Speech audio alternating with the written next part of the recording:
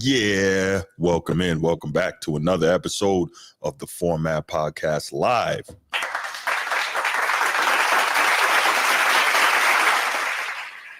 So it's Wednesday. Normally, as you know, we do the Wednesday episode about 8 o'clock at night, right, Transformer? Correct, the mundo. Yeah, that's right. But we had to adjust fire because I promised somebody I was going to do something with them this evening, not thinking about what day it was and what was going on. But I gave my word, so I got to be there. And so we are going to do our Wednesday show today. Full 4-topic show, and we got a couple of quick hits for you. So we're not going to cheat you or short you on the program itself. We're just doing it at a different time. So, hopefully maybe even some different people will pop up and have a chance to see or hear the show that wouldn't normally at our normal 8 o'clock time slot. But yeah, that's what we're going to do. So here we are. First, let me give a shout out to the channel members. Of course, number one, Laker Nation, number one channel member. What's going on, Laker Nation? You really got to change that name. I don't like it, man. I'm just saying. I don't like it at all. What's supposed to be Celtics killer? No. I like that one. It can never be Laker that. Nation, we're going to change it to Celtics killer. Oh, it could never be that. Yeah. How about one behind the Celtics Nation? That sounds good. That's got a nice ring to it. I like Celtics Nation. Nah, that's a bite off of Laker Nation. No, I said one behind the Celtics Nation. That's what I like. Yeah, Celtics don't got a nation. Celtics don't have a nation. Yeah, no. We'll talk about that another time. Anyway. Yeah, that's stupid. Shout out to Chief Sid Bubba. What's going on, Chief Sid Bubba? Shout out to you. Shout out to them boys from Annapolis. Anchors away, my anchors away. Oh, we good. Ready to order. No doubt. Shout out to the midshipmen, man, for going out there and doing the damn thing. So what I got here, we're getting down to about 5 months of pain left. So this is good. Yeah, you're getting closer. Just a little closer. Still not make it through the whole season, but yeah, shout out. Curve stump again, and the clock resets, man. That would be ugly, man. That would suck. Hey. Oh my God! That would be y'all again like that. That next year. Not necessary. Shout out. It's not that serious. What's going on? It's not that serious. How you doing, brother? And of course, shout out my main man, Baltimore Bruce. What's going on, Bruce? Steve, king of the chat. What's going on, man? It's great to see you as always. The king is here. No, Nino. What is this Steelers time, Nino? It'll never be Steelers time on this show. Never. Don't try that. That's not what we do here. Technically, it is. It's not. We got a quick hit about a Steelers topic. It's still not Steelers time, though. Okay. This is a Ravens show. No, it's not a Ravens show, but it is a show. I'm about to say, whoa, am I not here? Matter of fact, we're gonna get me an emoji to the right of the microphone. Real talk. The guy who made this for me, I gotta get a picture of you so that I can send it and have him make that, and then we'll add on to this. Because if everybody think I'm a Raven fan, that's kind of crazy. I mean, I like the Ravens. Ravens are cool. I'll have you leased up. Yeah. Same way. We get you one with the Florida State and freaking Green Bay and what you call Lakers. So that'd be real cool. We'll get you laced up just like that. Get that goal. You know what I'm saying? Yeah, get that goal. You know what I'm saying? What's going on? It's not that serious. What's going on? And Steve, it is not Steelers o'clock. It is not. But you might get a little Steelers something today. But anyway, thank you all for being here, man. Really appreciate it. You know what time it is. I'm going to go ahead, hit the spiel, and then we're going to get right to it, y'all. If you're watching here on YouTube, make sure you go ahead, click that subscribe, that like, that notification bell. Make sure you're kept up to date whenever we drop new content on the channel. If you want the audio-only version of the podcast, open up your audio podcast platform, hit the search bar, type in the Format Podcast. We should come right up. If you're enjoying the content, make sure you give us a like, leave us a 5-star review, and drop a comment. All that stuff helps us rise in the algorithm, helps us find more sports fans, helps more sports fans find us. Make sure you write it down, put it in your phone, make a note of it. The Format Podcast is live Sunday mornings at 10 a.m. Eastern. And finally, if you're really and truly enjoying the content we're delivering you, make sure you hit that join button. There's going to be exclusive content here just for you. And that's coming this weekend. So definitely got something else in line for you. So we're going to make that happen. All right. Let's go, y'all. Quick hits. Steve. I like Notre Dame now. Y'all cool. But y'all haven't won a natty in my lifetime, bro. Don't worry about all that, man. Just relax. They won one in my lifetime. It's okay.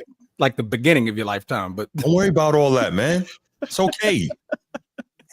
And Steve, how old are you? I'm pretty sure they probably had one in your lifetime, probably. Unless you're like 37. Is all this really necessary? 38. Is all this really necessary? You know what I'm saying? I remember my last natty at Florida State. You know what I mean?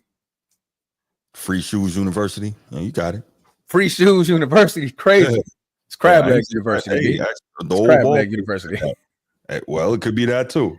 It could be that too. Speaking of that, wait, what just happened? Notre Dame. What you mean been relevant? Bro, we was just undefeated. What are you talking about? Steve, grow up. We were literally just undefeated. You are undefeated. You are undefeated. I can't front and say you're irrelevant. Haven't been relevant. What? We were just undefeated. Yeah. Yo, that is true. That is true. Yep. 93. Yeah, when Florida State came to South Bend with Charlie Ward and Peter Warwick and those boys, and we beat them. Then caught that little upset the next week to Boston College and got screwed. Yeah. We should have won the chip that year. Yeah, you don't lose to Boston College before you go to the Natty.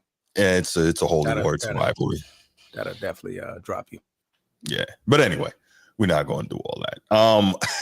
So let's go ahead and get started with the quick hits, man. You first. I thought we talked about this. You were first, but I'll go ahead and go first. Yeah, we definitely talked about that. But I'll go ahead and go first. We'll start off with the Steelers to go ahead and get Nino and them guys out the way with the Steelers. Let's get them out. Aaron Rodgers was on the Pat McAfee show this past Tuesday with a big announcement. Or could it be? He's pretty sure. He's pretty sure this is a big announcement. He is announcing that he's pretty sure that the 2025 will be his final season for his NFL career.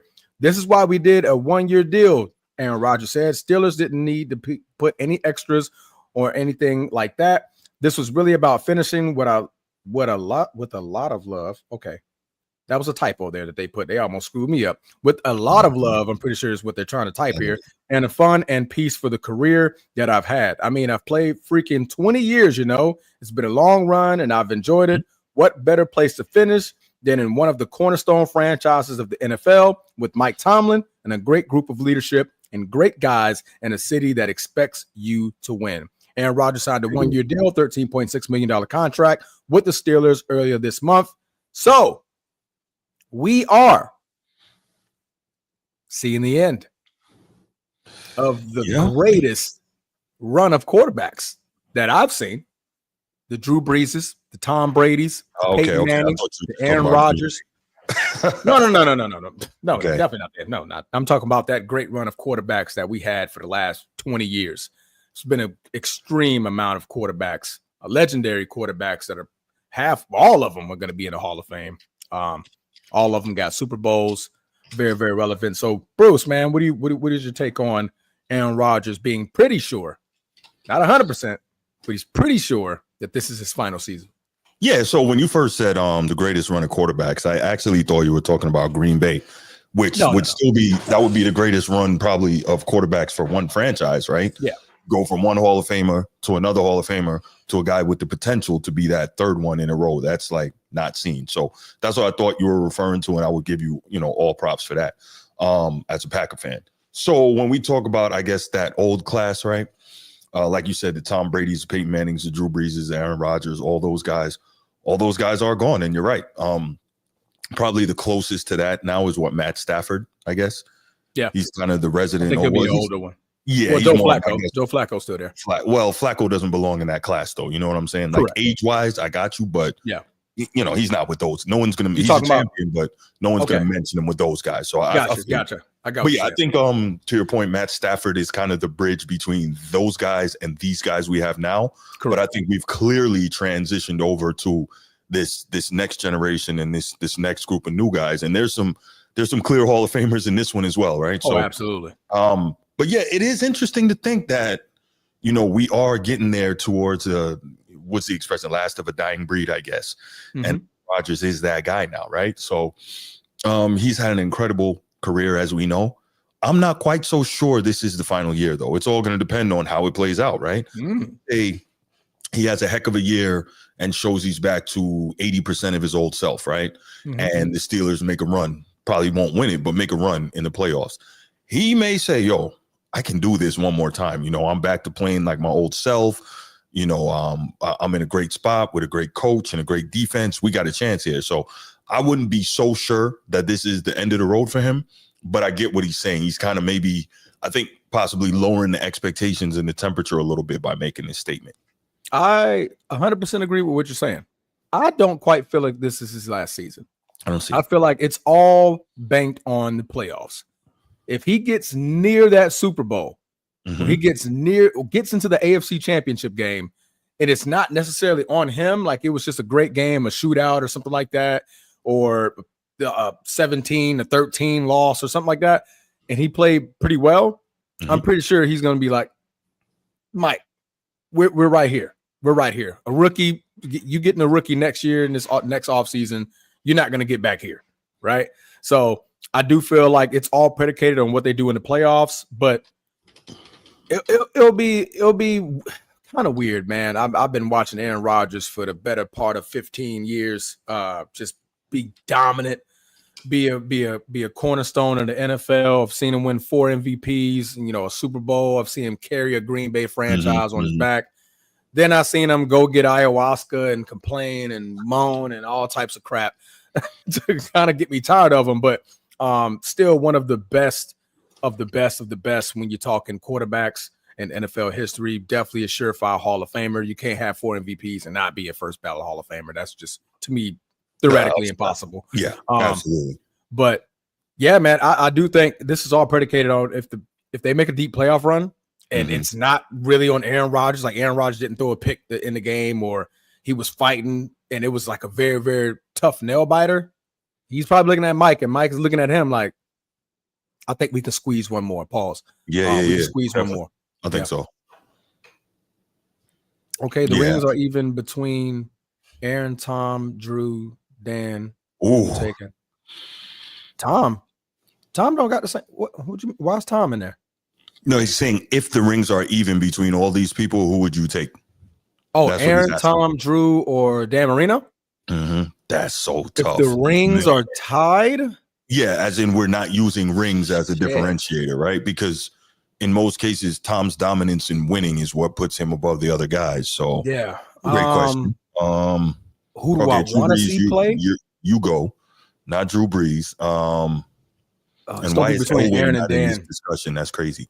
To me, it's between Aaron and Dan Marino. I'm gonna still go Tom Brady, and I'll tell you why. Yeah, the reason why is everyone talks about Brady's complete lack of mobility, his inability to escape the pocket, his lack of athleticism, his lack of quote unquote elite arm talent, which is crazy because we saw when he had Randy Moss, he was bombs away. So I don't. He's one of the best cold weather throwers of the ball ever. I'm not sure where this issue with Brady's arm talent is, but okay. But with the fact that Brady is so limited as to being a very small window pocket quarterback and he still can carve somebody up, I'll take that. He doesn't need to be, getting out there and making the wild plays with his legs, which is an incredible thing to have if you have that in your toolkit. But I'm going to go Brady. Yes, okay. Edward, really. I'm going to go Brady.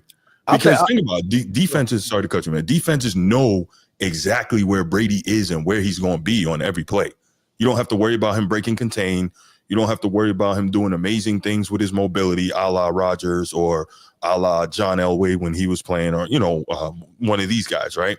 So the fact that where he is on every single play and he still carves defenses up, to me, that says it right there. It's almost like Larry Bird, but go ahead. Yeah, I'll take either Aaron Rodgers or Dan Marino. Okay. Just what they did on the field, man. To me, having multiple ways to carve you up, right? Okay. These guys, comparing arm talent, it's going to be Aaron Rodgers, Dan Marino. Just off of sheer arm talent, right? Okay. Dan Marino can spin the hell out of that ball, right? Aaron Rodgers, backyard football was his thing. If you try to blitz him and he scrolls out of the pocket, now you got a problem. Big problem. You got a huge problem because at this point, everybody knows where to go. The play that was originally drawn up, the corners and safeties don't know what to do anymore because they're like, these guys are finna go full scramble mode. So if I'm not fast, I'm gonna get beat. Jordy Nelson over the top, Devontae Adams slant across the middle. So it's so many different ways that Aaron Rodgers and Dan Marino could beat you with their talent of being able to scramble. That's why I'll take them. And prominent tight end like Gronkowski, Hernandez, and stuff like that. Oh man, I'm pretty sure Aaron Rodgers and Dan Marino will definitely be in the same predicament as Tom. Plus, Tom benefited a lot off the defense, is giving him back the ball a lot too. Right. So that's also a part of why Tom is so great because he was the one with the ball in his hands at the end of the game because his defense got him the ball back. Damn near every time they got him the ball back, and he was able to seal the game.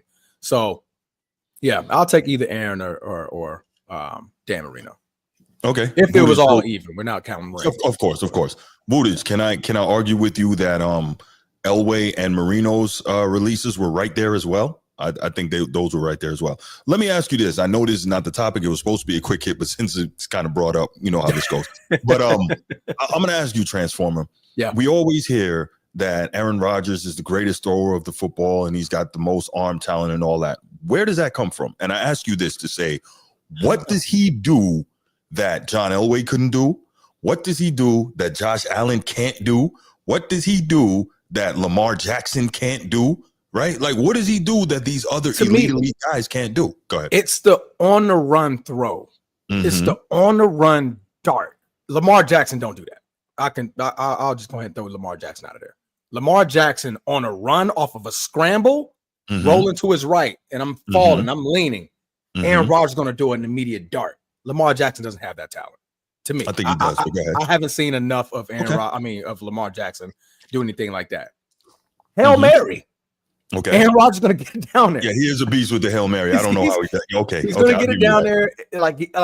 It's so many throws. I'm picturing the sideline. I'm trying to remember my tight end's name against the Dallas Cowboys. No. It's dark skin guy. Oh, well, they all dark skin. Most of the NFL is black. Right. But it was the Michael Jackson catch on the sideline, just rolling. Like I know what you're talking about. Yes. In Dallas. Right. It was Cook. Jared Cook. And he threw a dart. I know what you're talking about. Dart to where only he could catch it. Those are the type of throws where I'm like, God. And then you look at the coach on the other sideline, like, bro, how the hell was he able to make that throw? Like, who makes that throw? Right. Well, Woody just brought up a great point for guys who can make that throw as well. But I hear you. Vic was more interception prone. Like great darts, but Aaron did it without turning the ball over like those guys, right? Well, Steve Young didn't turn the ball over when he was making those throws. I'm talking about Vic right now. Like Vic, Brunel, turnover guys, right? Okay. Steve Young, great, but Steve Young also had Jerry Rice, man. I mean, this man's the greatest wide receiver of all time. Okay. A little easier when the guy just never really drops the ball. He's always open. Devontae Adams, and Greg James. I mean, they're not Jerry Rice. I get it. I'm about to say, are we putting Jordy Nelson, those guys up there with Jerry? No, but I don't think no one sniffing them. No. I mean, I think Devontae can sniff them. Pause. Right. Had the longevity piece, but right. Yeah, man. To me, witnessing Aaron Rodgers for so many years, and in those crucial moments where you're like, I need to get a ball in a very, very tight space, but I'm not in the pocket anymore.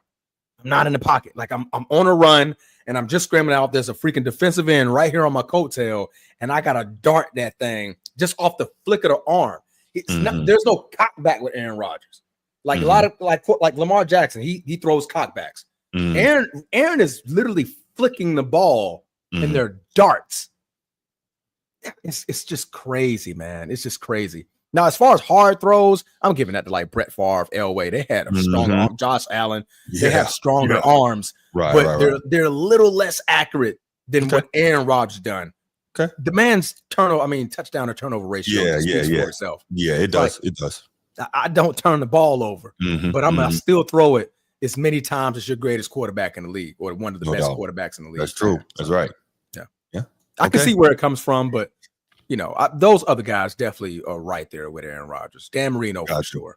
Right. And that's why it's always funny, and we'll move on to the next quick hit, but it's always funny when I hear Shannon Sharp say Aaron Rodgers the best thrower of football he's ever seen. I'm like, bro, you played with John Elway. Yeah. But I think he adds stats to it. He adds stats to his reasoning. Okay. Like he says he plays with John Elway, but he was like, and I hear him say, he was like, but John Elway never had no touchdown to interception ratio like that. He was like, this man had 50 touchdowns and 4 picks. Like, that's crazy. True, but we can't compare that because back then quarterbacks was getting killed and so were receivers. So you can't quite compare that. Now you can't really hit receivers and you certainly can't hit quarterbacks.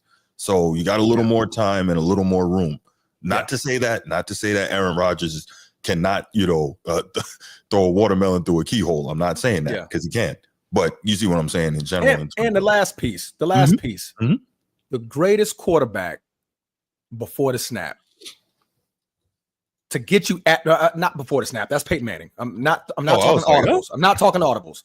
I'm talking will get your defense offsides. He's the greatest free play quarterback. I was about to say, and he'll kill the free play. That's right. Free play quarterback. They had to start, and it started pissing Aaron Rodgers off later in his years, and the refs started blowing the whistle dead. Like, no, that's a free play. Why are y'all starting to stop these? Like, I'm catching them offsides. They're not touching my offensive lineman. So it's a free play. Best free play quarterback I've ever seen. Edward, you really asking this question? All right, let me help you out here, right? When a quarterback is elite and a quarterback comes out of college today, who does that quarterback get compared to? The greatest quarterback prospect since? Okay, think about that, Edward. Also, Edward, he was a 3-time MVP, a 3-time NFL MVP before he won Super Bowls. He went to the Super Bowl 3 times now. Right. Now, and don't get me wrong, you have to win the big one, right? I'm the biggest proponent of that. Who do I get on about that? Lamar Jackson. Yeah, I was thinking the other guy. But so I'm not going to be disingenuous here and say, it didn't matter that he was losing. I don't believe in that. But that said, John Elway was widely regarded as a top 3 quarterback in the NFL. It was him, it was Marino, and it was Joe Montana. Like, come on, man. Edward, you got to do your homework before you come on here, young fella. Got to do your homework. Man. Oh, man. Okay. Second quick hit, y'all. That one was a little longer than I thought. But anyway, it's because we went from it being his last year to like greatest quarterbacks. Right. No doubt. And I actually asked the question that opened that door. So that's my bad. Man, we love doing this with y'all. We really do. All right. But second quick hit, man. My Boston Celtics. Yeah, man. So we talked about this briefly, I guess, when they went out ignominiously in the NBA playoffs, right? And what are you laughing at, man? First of all, who uses that word? You threw a word. They disappointed you so bad. You threw a word out there that I probably haven't heard in 20 years. It was bad, man. They pissed you off that bad. I'm like, wait, what? like folks in the chat probably like, I gotta look that one up. Yeah. What was that word? Hey, rewind that. Go ahead, bro. My bad. All good. But yeah, so the Celtics went out. So okay, let's back up a little bit. Prior to the Lakers with the amazing, incredible, record-setting $10 billion sale, the Boston Celtics were the last team to get sold in North American sports, and they had the record at $6.3 billion, I believe, which is not at all a paltry sum either, right? It's not $10 billion, so shouts to the purple and gold. 4,000 million more, absolutely. Yes, 4,000 million. But yeah, so the Celtics sold for $6.3 billion, and their new ownership kind of immediately made it clear. You started hearing the rumblings that they weren't happy with the payroll on that roster, right? We had yes, they were in the second apron, which basically means that the salary cap will become punitive, the luxury tax, right? So anyway, you had 2 years ago, Jaylen Brown became at the time the highest paid player in NBA history with a, five-year, $304 million Supermax contract extension, right? Okay, cool. Then Jason Tatum, after the Celtics won the championship last year, he got 5 years, $315, right? So now you've got 2 guys on that roster making over $500 million. Right. $620 million. Two guys. Derek White got an extension, so he's at about $140, if I'm not mistaken. Porzingis, he was getting paid. He's over $100 million. So the Celtics' new ownership clearly was not happy with the state of the roster construction in terms of what they were paying out. But this is what I don't get, right? You're not happy with that, but you've got a team that is set to continue to make deep playoff runs for years. And when you make deep playoff runs, we talk about this all the time, you're selling those seats. The prices go up. You're selling more franks. You're selling more beer. You're selling more merch. You know, you got more people paying for parking. You're making tons and tons of money. Like, the money is coming in by the boatload when you make consistent deep playoff runs and if you win a championship, right? And so we saw Jason Tatum go down with the Achilles injury, the torn Achilles. He's probably started rehabbing back now, right? 6 weeks. Yeah, he should have started the rehab. And so now we are seeing the Celtics front office making moves. What are some of the moves? We saw Drew Holiday is gone. He got traded back to Portland. I think they got Anthony Simons, who is younger, more athletic than Drew Holiday. Drew Holiday's had some injuries over the last couple of years, but he was a key contributor on the championship team as well. But they got younger Anthony Simons. Let's see if he defends the same way or close to it. They got younger and more athletic with that move. And, of course, they got cheaper with that move as well. Kristaps Porzingis just got traded to the Hawks yesterday, right, Transformer? Correct. I believe so. In a 3-team trade with Brooklyn. Yes. So he's gone. So that's another, they have shaved $180 million in luxury tax savings this week alone following the Porzingis and Holiday trades, right? So got them you're from seeing out that. the second apron. Yes, that's correct. That's correct. So they're out from under the second apron. So I understand what these owners are trying to do in terms of avoiding that extremely punitive luxury tax situation. However, it's almost like, let me say this. It's been widely reported that they are listening to offers on Derek White and Jaylen Brown. I just don't understand why this is the move you make, especially if you're in a situation where Jason Tatum, your number one guy, is going to be out presumably for the vast majority, if not the entirety of next season. So now you would trade your number two guy and your number three guy, or your number one or number two guy. I'm sorry, your number two or number three guy. I don't understand it at all. I think it wasn't a good move. I understand trying to shed the money because you don't want to pay it, but I think it's going to you're in Boston, man. These fans aren't playing. They're rabid. All they know is championships. Like, this is what they want. I mean, we talk about it all the time. There are two franchises in this league. All they know is championships. It's your guys and my guys. Correct. And like, these new owners, I understand that it's a business, but you're coming in there. You have a responsibility to try and field the best possible product to your fans. And I don't know how or what they're going to do, but man, this is crazy. So Transformer, that's my quick hit, man. Your thoughts on what the Celtics are doing? I mean, I'm sure you love it because it could possibly put us in the toilet, but I will say, your owners, yes, are not BSing about that payroll. No, they don't care about what y'all did before they got the team. Correct. They don't care about it. They care about the dollars. They care about breaking even or being in the black, because no team really is in a green during the season. They pretty much try to break even. You make most of your money when you sell off the team. But they're trying to get back in the black.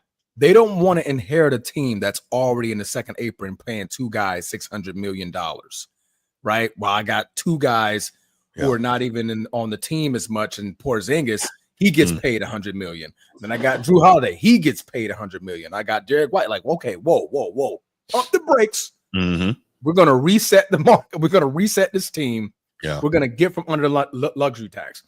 I think they've done that already. I mean, they've done it already by saving them $180 million.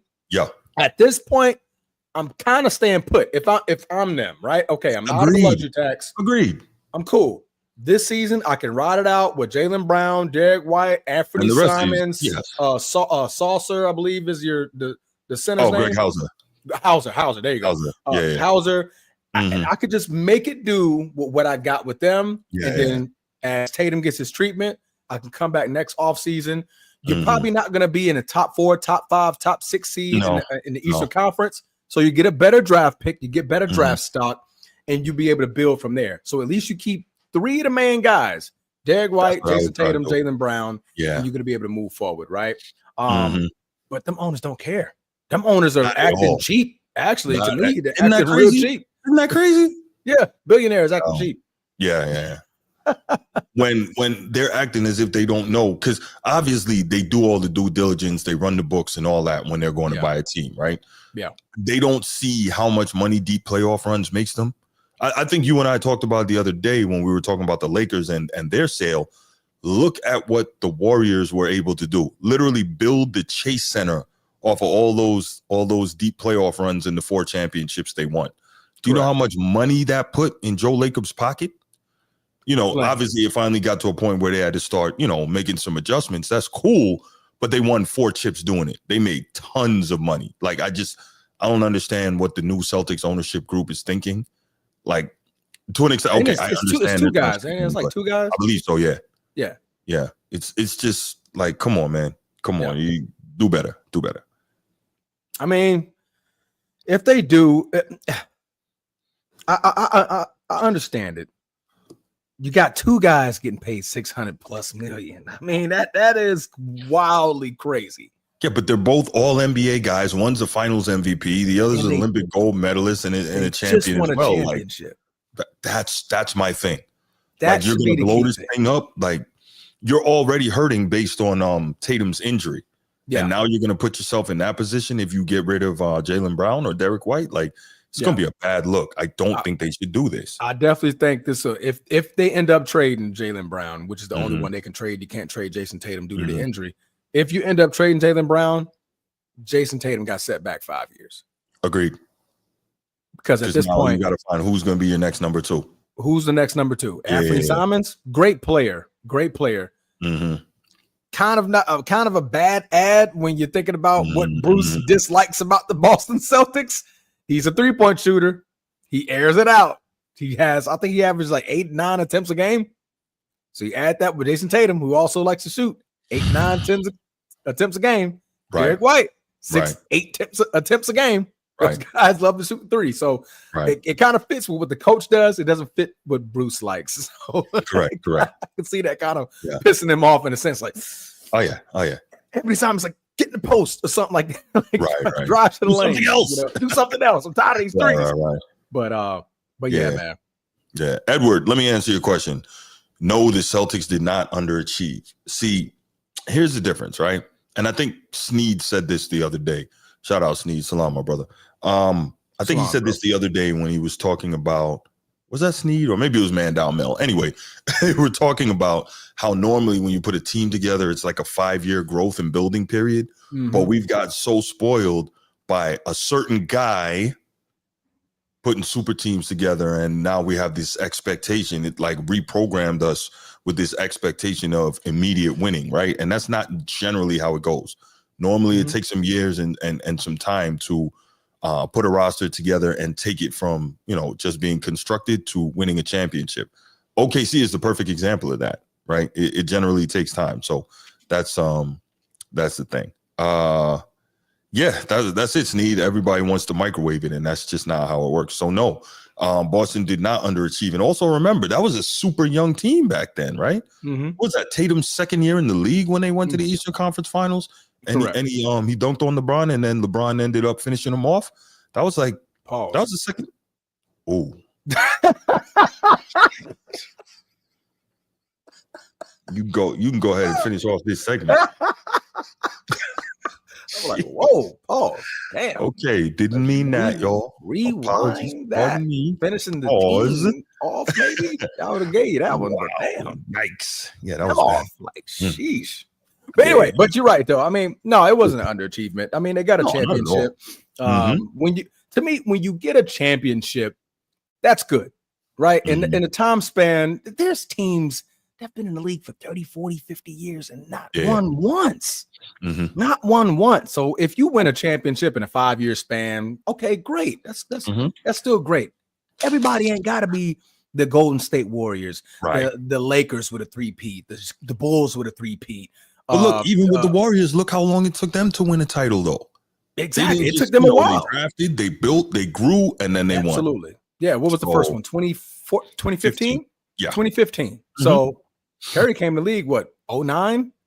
Something like that, yeah. Yeah, so 09. So it took 6 years. You know, he had to get Clay, had to get Dre, then get Iguodala, get all these pieces together, and finally make that push. So, yeah, man, I don't consider this a underachievement at all. They got a chip out of it.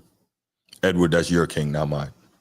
Anyway, all right. So those are our two quick hits. Which, I apologize for that, y'all. Those are our two quick hits, which actually weren't that quick, but not at all. Yeah, we got right. Good conversation though. Man, we made the quick hits his own segment. Yeah, that was not what we were supposed to be doing there. It's supposed to be like 5 minutes in and out, pause, you know, and then we go. Yeah. What Big say, in and out like hitting rapidly. But anyway, we can get it. Yeah. All right, y'all. Let's go ahead and let's get to the first topic. Shall we, Transformer? Yes, sir. All right. Dynasty loading. Yeah, man. That's the question. We just watched the Oklahoma City Thunder do their thing and close out the Indiana Pacers in Game 7, which I believe that was the highest rated Game 7 since 2018, something like that.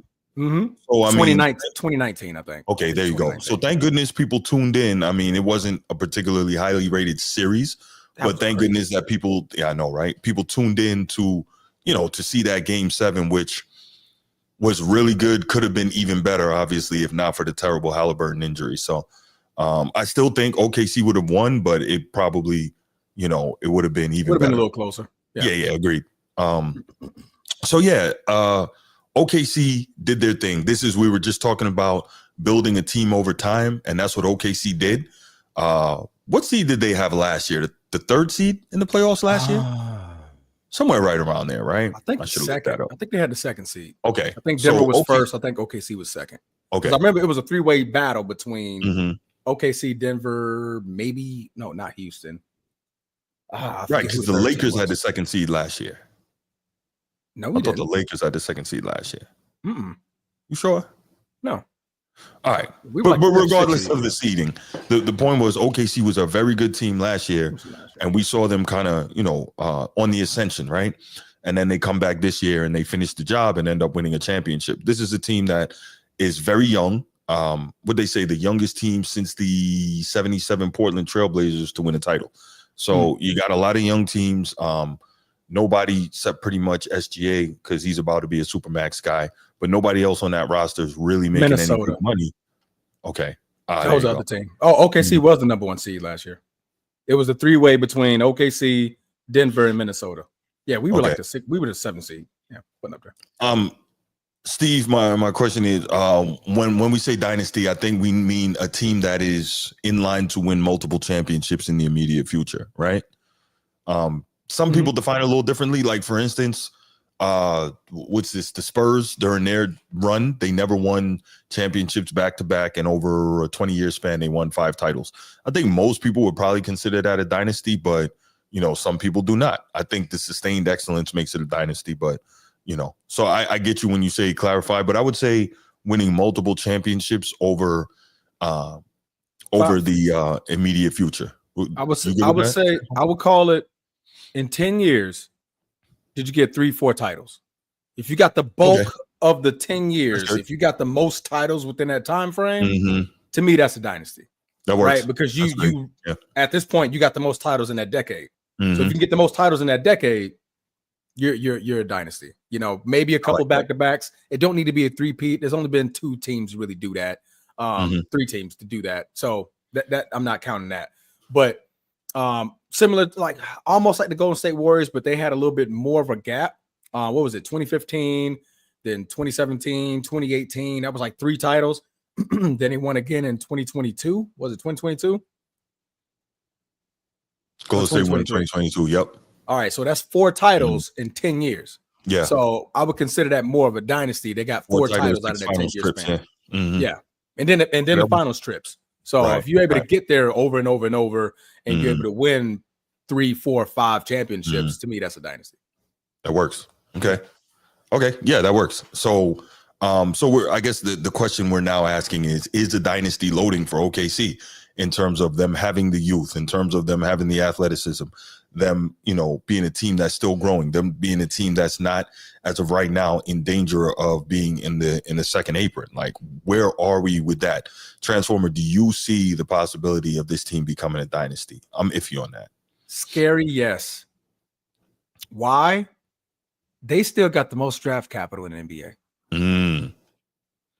With the exception of what Brooklyn got, like 6 picks in this year's draft, which you're not changing your dynasty in one draft, right? Mm-hmm. There's only been one team to have 2 picks in the first round post the championship. You know the name of that team? Nope. Their old team, Seattle. The Seattle Supersonics are the last championship team. That post the championship, they had 2 first-round picks in the following season. In the following draft, right? So you add that on the stretch of they still got 15 first-round picks. That's a lot of picks. So not only that, my players are extremely young. Jalen Williams, Chet Holmgren, SGA is like 26. The oldest person on the roster is Caruso. He's 31. So is he easily replaceable? I won't say easy, but can I find somebody to fill in that spot? I got 15 picks. Yeah. I can go ahead and pay SGA now. Let's go ahead and get that out the way. You got to do that. Yeah, go ahead and get him out the way. Next up will be Jalen Williams. I can get him out the way, right? Now I could finagle picks. I can get more assets coming in. Too. And well, Chet probably not going to get it. The good thing is these guys aren't supermax guys. So it's only going to be SGA. Yeah, SGA is going to be the only one. So you're going to be under the apron. So now I'm clearing my tax, right?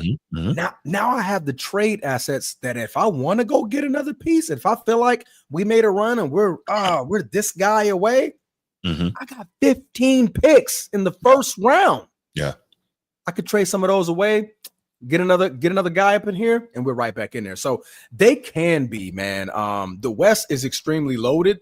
If OKC was in the East, man, it could be a surefire dynasty. Yeah. I wouldn't even question it. I'd be like, it's over. And Right. the East gonna get ran like LeBron ran it for them 8 to 10 year stretch. OKC could have done the same exact thing because right now the East is wide. It's wide open. What? The East is wide open. What was the face for? You good, man? Oh, you just made a weird face out of nowhere. You read a comment, looking at the comments, trying to see if I missed something. All right, but yeah, man, I think it could be loading. It could be loaded. It's too early to tell. They just won one. Right. So you're curious to see what they do when they come back. Like I said, the West is more competitive. Houston adding pieces. You got Denver, you got Minnesota. Like these guys aren't finna hang it up. You got the Spurs that are up and coming. So, but like I said, if they could find a way to get back to the championship and win 2 to 3 more in a 10-year span, man, they can be a dynasty. Well, I'll tell you, I do have some concern in that I thought that, as you know, I picked OKC to win in 6, and I think they really struggled with an Indiana team that, while well coached, was simply not as good as them, and that gives me a little bit of, like Stephen A. likes to say, cause to pause. Yeah. Right. Definitely in terms of looking at this team and what they can be going forward. Now, the flip side is the plus is now they know what it takes to win, right? They have climbed that mountain. They have reached the summit. They understand what it takes to win. And a lot of times that unlocks something in a team, right? But we have to see. I'm really not so sure. Like, I thought they were that good, but they got taken to 7 multiple times in this playoff run, so. Yeah. And I think you learn from that, right? Because like Sneed just said in this next comment right here, these guys are going to get better.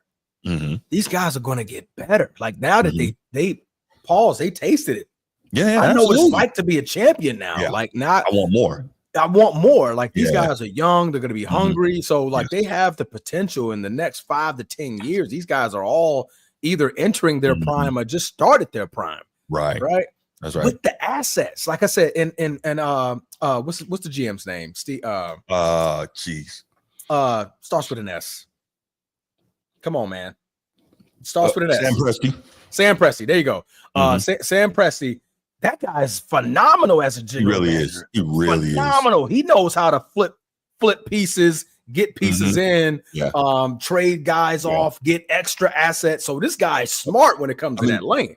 Think about what he built previously. He built a team with 3 MVPs on it. Like that means the scouting department is top notch, and how he works the team is top notch. It was just a function of, they ran into the Heatles and they got a little bit of help from that. But anyway, but yeah, so you got those things going on. But I do agree that they have the opportunity to be special. I'm just iffy based on, I don't think this Indiana series should have been that difficult for them. I don't think that the Denver Jokic series should have been that difficult for them. That's two series in a row that they got taken to 7. And I'm like, I think the Denver series, I saw that one being a little bit, I could see that being 7 games. Denver, previous champion, they're champions as well. The Indiana series, it was like, I think that had more to do with coaching. Because like I said, game 1, they kind of gave it away. Like it was that game was in the bag. I mean, defensively, they were doing their thing. And I believe that was a battle of coaching.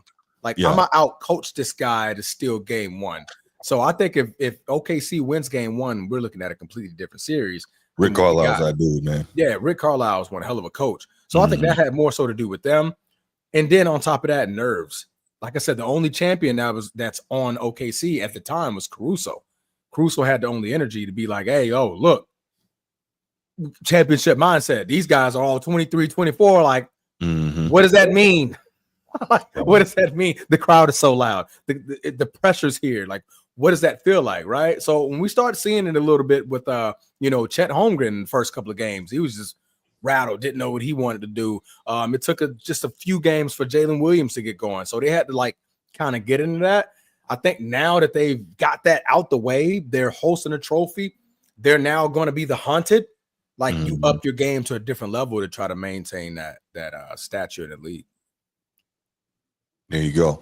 Yeah, no, I think you spoke a lot of truth there, Transformer. It's just, I guess now we wait and now we see, obviously, barring injury, right? That's always the great equalizer. But correct. I'm looking forward to see how it goes and what becomes of that team, because I think the talent is there and the opportunity is there for them to be special, but just got to see it. Like I said. Absolutely. One title was too early to mention the word dynasty, first of all. Right.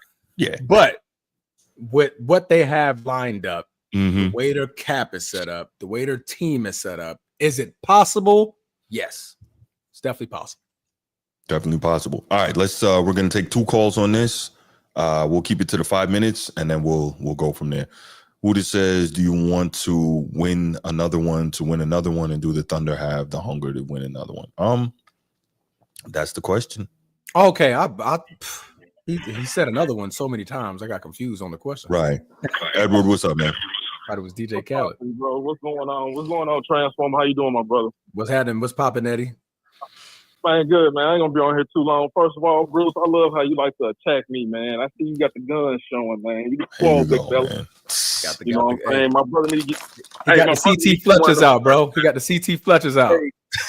He need to get Transform, brother. You need to hook him up with one of them shirts you got, bro. You know what I'm saying? That creatine and that protein going, that might well. Nah, man. I ain't there yet, man. I gotta trim this gut down some more. Then I'll be proud to wear a Transformer shirt. I ain't there yet. Okay, brother, D, man, I'm glad you took the words right out of my mouth. Pardon the left. It's too early to call them a dynasty. Yeah, agreed. But so Bruce, you know how historic you is. Could you see them having that same run like the San Antonio Spurs? That's tough because I think the difference is it's easier, in my estimation, to have a dynasty other than like Michael Jordan when you have a dominant big, right? Yeah. So the Spurs were able to start off with Tim Duncan and David Robinson, and they had Tim Duncan as the anchor both defensively and offensively through the bulk of their run, right? Until like getting to the end. And then it was like, okay, Tony Parker and then Kawhi Leonard became, the offensive guys. But I don't know if you can base that on a guard. Again, we saw it. We saw it to an extent with Kobe, obviously, 1A, 1B, or 1A, however you want to say it, with Shaq in the first 3. And then clearly, but number Shaq 1 was already there.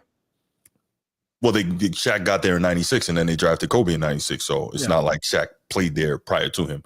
But regardless, I say it to say like we saw it with Kobe being the 1A to Shaq, and then people were talking what they talked. So Kobe's like, I got to show him, and then he showed him.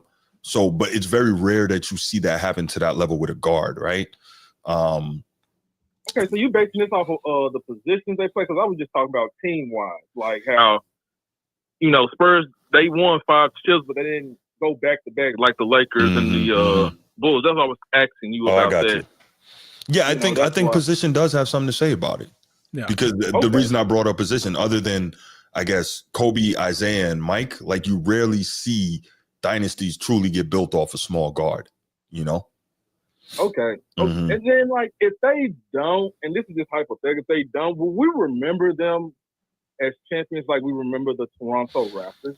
You know what I'll say about that? I think, yes. And the reason why, but the reason why, right? The big 3 Celtics only won 1 championship, right? But we remember them. Doc Rivers is still getting jobs off of that. Then they weren't a dynasty. Correct. I mean, I'm just saying though, they got so many banners. Y'all old as shit. I mean, no disrespect. No. I got you. Okay, the team is a dynasty, but we're talking the teammates, the players that was on that team, but that team at the time. Yeah. Okay, so you're saying because of who that franchise? I got you. Small market teams. Yeah. Okay, so I think Transformer, he's saying that because of who that franchise is, that's why we remember them. That's fair. I'm trying to think. Like, I don't want to go back too far, but. I think I would remember. We'll remember them. We remember the Denver. We will. Right, Denver. We remember obviously the 04 Pistons, only 1 title. Absolutely. They won before then. You know what I'm saying? They won before though, bro.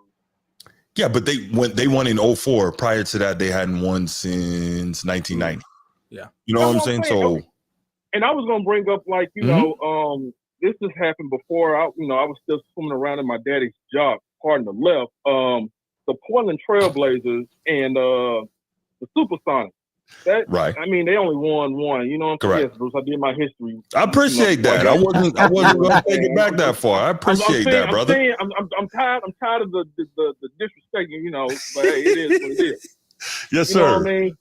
So that's why I was asking, like, if they don't go back, will they be remembered like those small market teams who only won 1 chip? Yeah, but they won't be regarded as like one of the great teams. But yeah. And I think more so while we remember the other ones, it's about who they beat. Detroit beat a Lakers team that was dominant, right? Yeah. Dallas, like Steve mentioned, beat the Miami Heat, who just acquired LeBron James, Dwayne Wade, and Chris Bosh. What was the other one? What was the other team? Toronto Raptors beat Golden State. Right. But we know why and how that came to happen. But you still you stopped the three-peat from happening. That way back Portland. Sorry. Yeah. You said what now? Pardon me. The way back Portland team Edward just brought up, they beat Dr. J and the Sixers in the finals. You know, so they went down 0-2 and then won the next 4. Yeah. So I'm okay because I'm not going to try to compare because of course KD is over Tyrese because we know why with KD now people will bring up about that they still have a chance if Tyrese didn't hurt his Achilles and all that. You know what I mean? He was on a run. You know, I mean, okay, y'all gonna get to that. Okay, cool. We got you, bro. Well, okay. Well, that's all, man. Hey, man, everybody. Hey, this is good barbershop talk we got going on. You know what I'm saying? Yeah, no, definitely. You know what I'm saying? We got to keep curving them girls like Jamar Chase. You know what I mean? That was legendary. We did. Like, yeah. Go ahead and get it. He sure did. That was legendary. Hey, yeah, you know what I'm saying? Hey, that's how we got to do it, Bruce. No, but for real. Absolutely, Steve. All right, I'm gonna let some other people call. We know. Yeah, I'm gonna let some other people call. Yeah. Hey, we was all wild dudes, but hey, that's for a Pantheon. All right, hanging up now. Bye, Eddie. I'm gonna get out. I'm trying to get out, man. Hey, y'all stay cool, man. Hey, water, baby. Water. You be you. You be you too. Yeah, I love what Edward calls, man. But he out here trying to get people jammed up. You got to try living with him. That's the problem. That's when you really get in trouble. Man, we'll take one more call, y'all. You know the number 90421. Up there we go. Okay. Is this Sneed, the man of many phones? It is. Is this a new number? It didn't come up saved in my.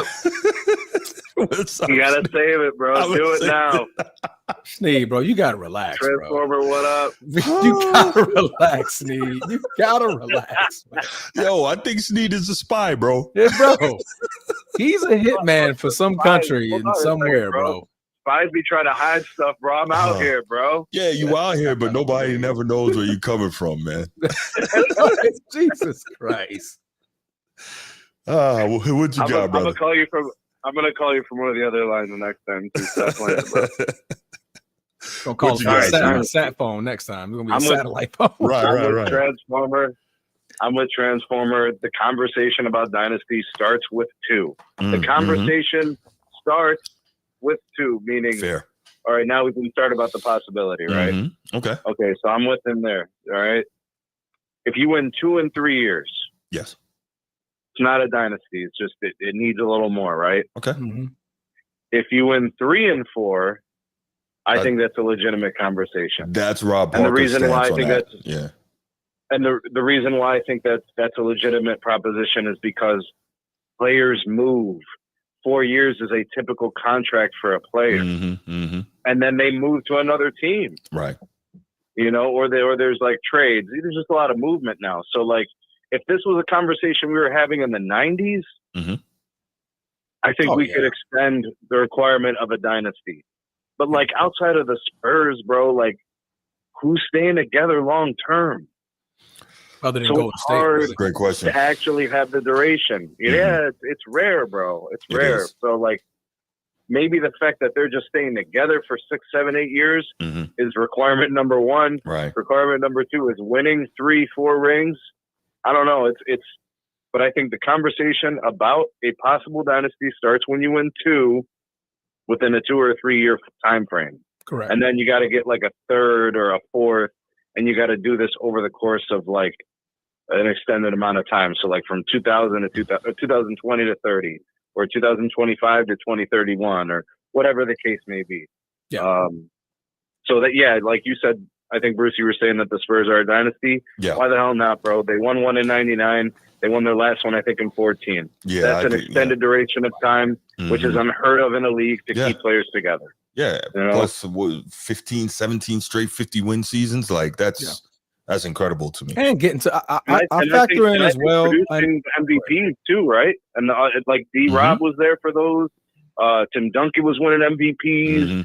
You had multiple All-Star appearances from multiple players. Go ahead, Transformer. No, I was gonna factor in. I mean, they also made the finals a couple of times, right? So I mean, not only were they winning championships, they were at least making it to the finals again and again and again. And So, Transformer, who won the finals the years the Spurs did it? It was the dynastic Lakers. yeah, correct. You know, so like, yeah, so there's a time element. There's a staying power to it. There's the multiple championships. It's a core group of dudes, right? So you're kind of mixing some of the smaller pieces, but it's still the same 2-3 dudes, the same coach. You know, it's because, bro, if you think about the definition of a dynasty, it's like 400 or 500 years, bro. The Chinese dynasties. Yeah. You know, so how do we translate that into sports? Like 5 years would be like would be 100 years. I don't know. It's hard to do that. And look, if you go through all the championships in NBA history, how many teams repeated? How many times did we have repeats? Handful of times. Yeah. Oh, you're asking a legit like question. bunch of those were the in the Celtics, beginning, so, right? you know. NBA, The yeah, Lakers. things that Lakers. predate the NBA. So like Lakers, Celtics, the Warriors did a couple. Miami had a couple. The Bulls. Lakers again. Yeah, it's a handful of teams that actually Rockets. showed Right. some Golden of it. State. Yeah. So it's only happened a handful of times, maybe 6 times, 7 times. I don't know. Yeah, not a whole lot.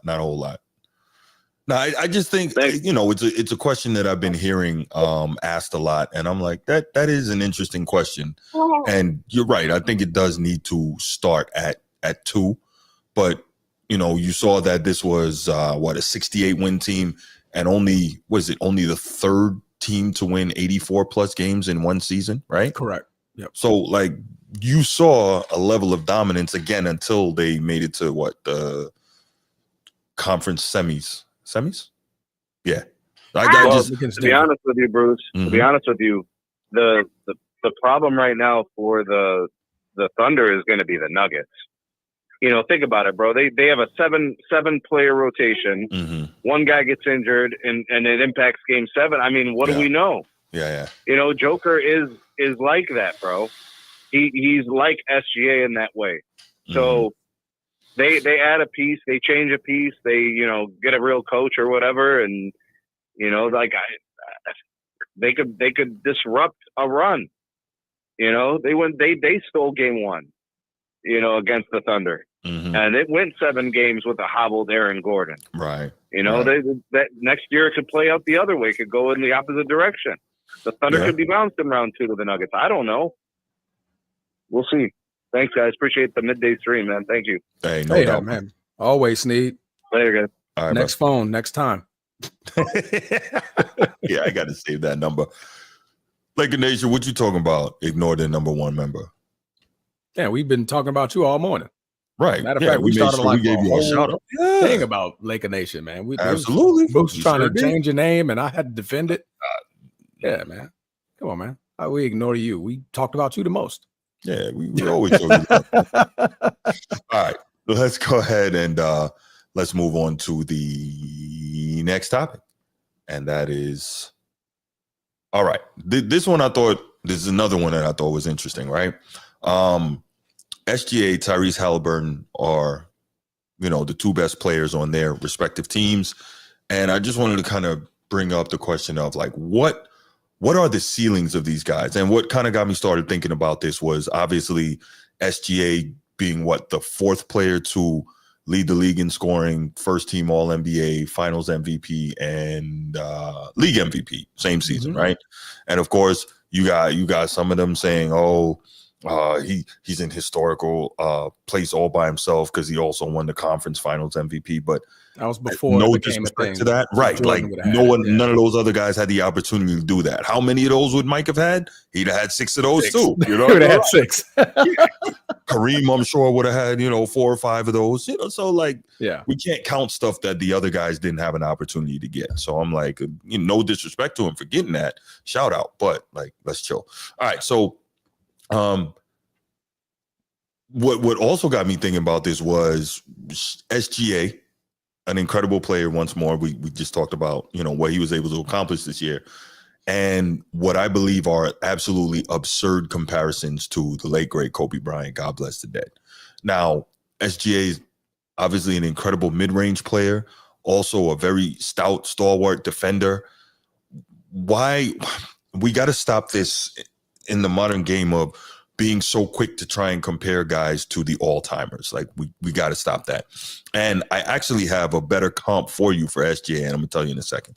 But on the flip side, we got Haliburton. Obviously, we saw him go down with the devastating Achilles injury, and that was really tough. Crypto Chad, that is a very interesting analogy. I like that. That's cool. Kenneth, right. What's going on, man?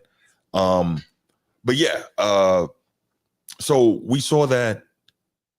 I'm sorry, Haliburton went down with a devastating injury, obviously, in Game 7 of the Finals. But up until then, he was having, while he wasn't dominating in terms of, scoring 30 or, around there every game, he had an insane playoff run, obviously, with the 4 buzzer beaters and all of that, which is, almost a record, right, for one playoff run. So just an incredible run, doing amazing things, almost a true point guard, passing the rock.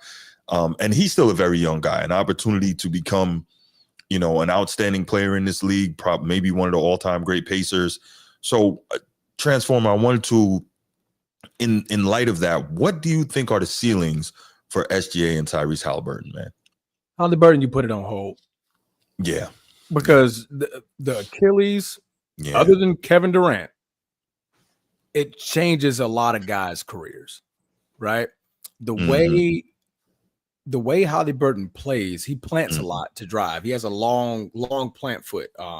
If you guys don't know what I mean, just watch him play. He does. See how long that step back foot, he takes a very, very long stride step back, which can affect or be affected from this Achilles tear that he just suffered, right? And that's also going to be in the back of his mind because that same move is how he got it, right? So I'll put Haliburton's on hold. His ceiling, I think his ceiling was what we got this year, right? Because I don't see him being the upgrading to more of a dominant scorer or more dominant than what he is. He's a facilitator. He acts point, like pass first. He gets other teammates involved, and of course, like now, when you need him, he'll show up, right? When he scores 20 plus, his team wins. But he's more so focused on getting everybody around him involved to the normal point guard, routine. That's what he does. So I think this is pretty much his ceiling of how he plays, right? If you need me to start the game hot, I can show you game 7 Haliburton. Like, I'll start the game hot. More than likely, he was going to cool off second, third quarter, get everybody involved. Fourth quarter, you know what time it is with Haliburton. Bring it home.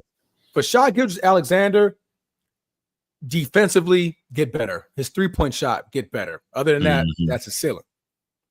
Shai Gilgeous is a terrific mid-range shooter, right? Man. So can you get better at that? I mean, the man's hit the ceiling on that, right? So you can't get much better than what you are now. Can he get better as a 3-point shooter? I had his numbers here. Yes. As a 3-point shooter, he shot 37% from 3 this year. So he shot 37%. That's obviously an improvement over the last couple of seasons. So he's shooting 35 before, 34 before, and 30% before that. So can he improve as a 3-point shooter? Yes, but I don't want him getting trigger happy with it. Yeah, agreed. I don't want him getting trigger happy with it. I'm also seeing an uptick in the amount of threes that he took versus the previous couple of seasons, right? He's taking 5.5. That's perfect. Keep it there. Keep it there. You don't need to be shooting 8. You don't need to be shooting 9. If your strength is the mid, I'm sorry that Tatum's doing this to you, bro. I'm sorry. I would appreciate if you could call the people up in the 617 and tell them. Can you please? I'll talk to Larry. Other than that, I'm not talking to nobody. Okay, yeah, please call Larry and maybe he can call somebody. I appreciate I'll talk to Larry. Thank you, brother. If I talk to one Celtic in my lifetime, I'll talk to Larry. Okay. Okay. Other than that, that's it. I appreciate it. Thank you. And Rondo, because Rondo won a championship. All right. But them the only two. The only two Celtics I ever talk to. Right. I'll probably throw a hand at KG because I like KG as well. But other than that, no. And he wanted to play with Kobe, so I appreciate that. He did.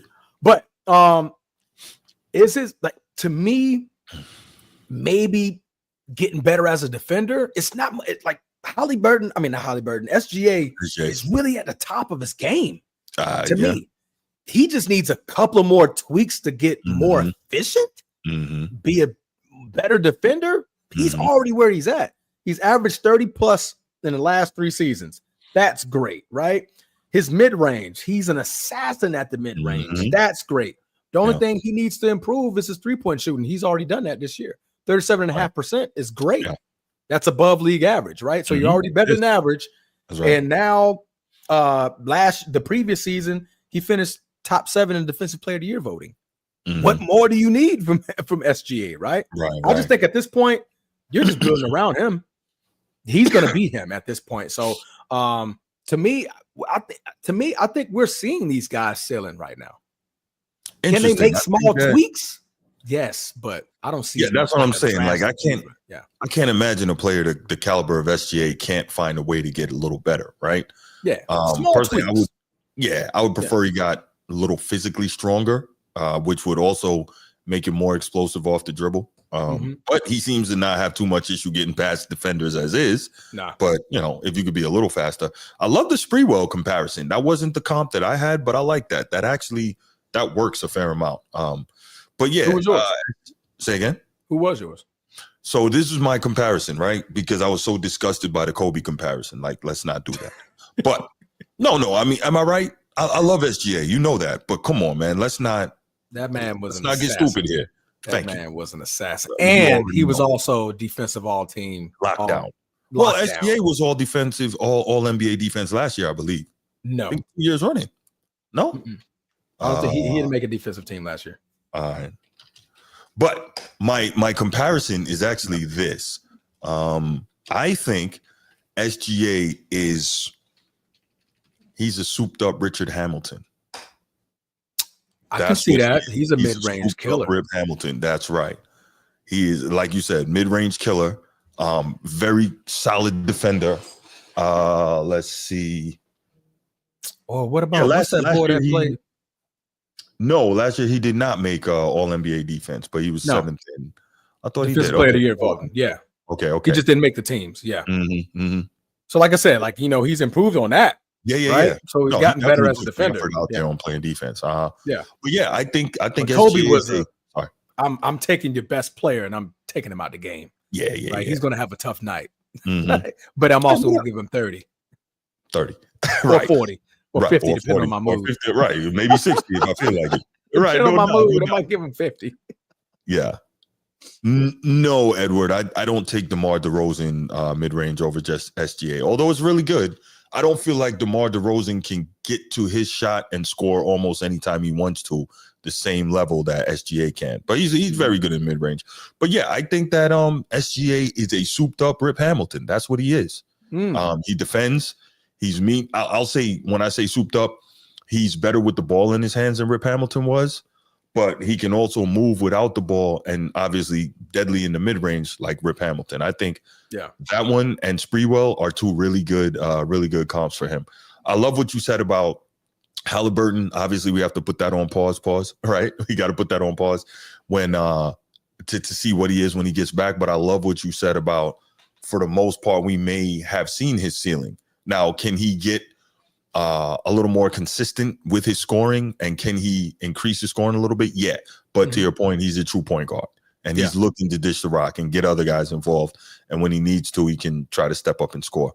But I think that's a great point. He's averaged 9 assists a game. You gotta love that. 9 or more. Yeah. You gotta love that. I'm a guy who loves the traditional point guard role. I guess I love traditional things. I love traditional bigs. I love traditional point guards, traditional shooting guards. I like position basketball, not position-less basketball. Not my thing. He's a terrific three-point shooter. I didn't even pay that no attention. Haliburton, which is crazy because his shot looks so broke, but he knocks it down. 40, 41, 41, 41, 40, 36. The previous year was a bad year, but 38. Like, he has a career 39% three-point shot. So does Reggie Miller, right? I did not realize that. But I don't think he shoots them nearly as much though as a lot of other guys. Last 3 seasons he shot 7 a game. He's always shot no less than 5 a game. Okay. All right. Yeah. I stand career 6.6 3. Hey, I'm just a shot. I'm like, I don't even recall him shooting this like break from 3 and shooting. I knew he could shoot the 3. I didn't know he was shooting like that. Yeah, that's career good, 6.5 attempts a game for his career and shooting 39% for his career from the 3-point line. So, well, I know Hallie's not trying to hear that right now, but shout out to you, Hali. Man, what? Yeah. Steve, I agree. What the Hali? I'm not going to put that on the screen, but I agree with you. Anyway, man, but yeah, I do think that there's not really too much more room for Haliburton to grow in terms of his ceiling. I think Shai's got a little SGA has a little more room, but we'll see what it is, man. I think SGA, now that he's, to your point, tasted the winning, I think he's going to want it more, and I think he's going to get better. He doesn't strike me as the type of dude that's going to just rest on his laurels and be satisfied with just the one. And I like that. Yeah, I mean, and like I said, I think we're in agreement, man. I mean, Shai just needs tweaks. Yeah. Where he's at, I mean, you got the MVP. I mean, once you at, like, where do you go? How higher does your ceiling go when you make it, when you get MVP, right? No, to me, like I said, getting a little bit better on defense. Try to make it all defensive team, right?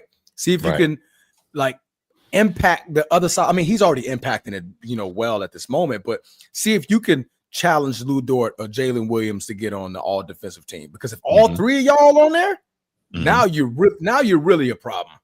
Because like all 3 of you guys are really truly just clamp down defenders and really making it harder for the opposing front court. For sure. The opposing backcourt, excuse me. The opposing backcourt on the team.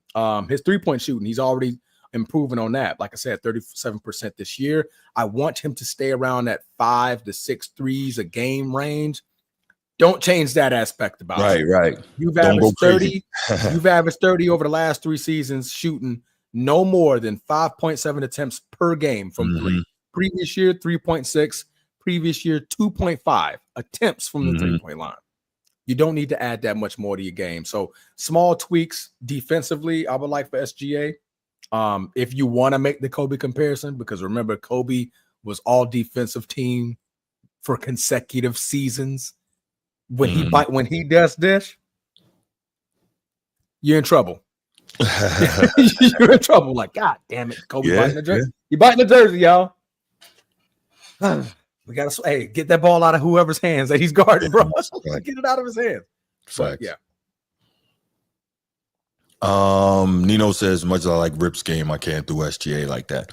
I did say he's a souped up Rip Hamilton. I didn't say he's Rip Hamilton. I say he's like, he's like super soldier serum Rip Hamilton. Yeah.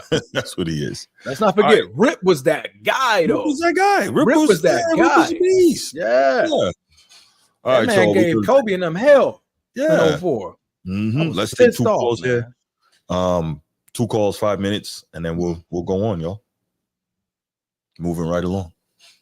Some good topics today, man. Yeah, man. Can't wait till we talk some NFL. Yeah, always. Always. Smoke rocks. I smoke rocks. Your facts. Oh my goodness. What's up, Steve? What you got, man? What up, Bruce? What up, Twizzler? What happening, Steve King? Not much, brother. I like the great topic, by the way. But the only thought I had on this, it won't take long, but when we're talking about ceiling, do I think SGA can build upon his legacy? Obviously, the guy's young, he's proven a lot, and you're right, he can get better. But when we're saying ceiling, are we talking like the peak? Because I don't know how much more of a ceiling you can get to when you won league MVP, finals MVP, and a championship all in 1 year.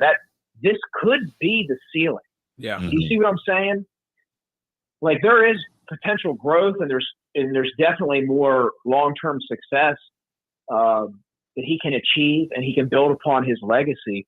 But as far as like ceiling, we could be seeing it too in the same breath, if that makes sense. You see what I'm saying? No, yeah, absolutely.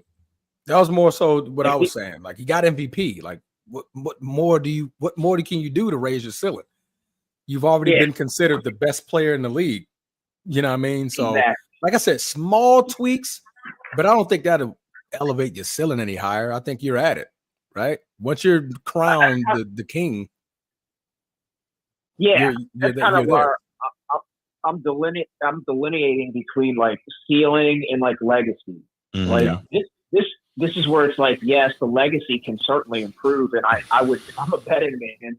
I would bet that it will. The guy's young and has a great core around him that's also young.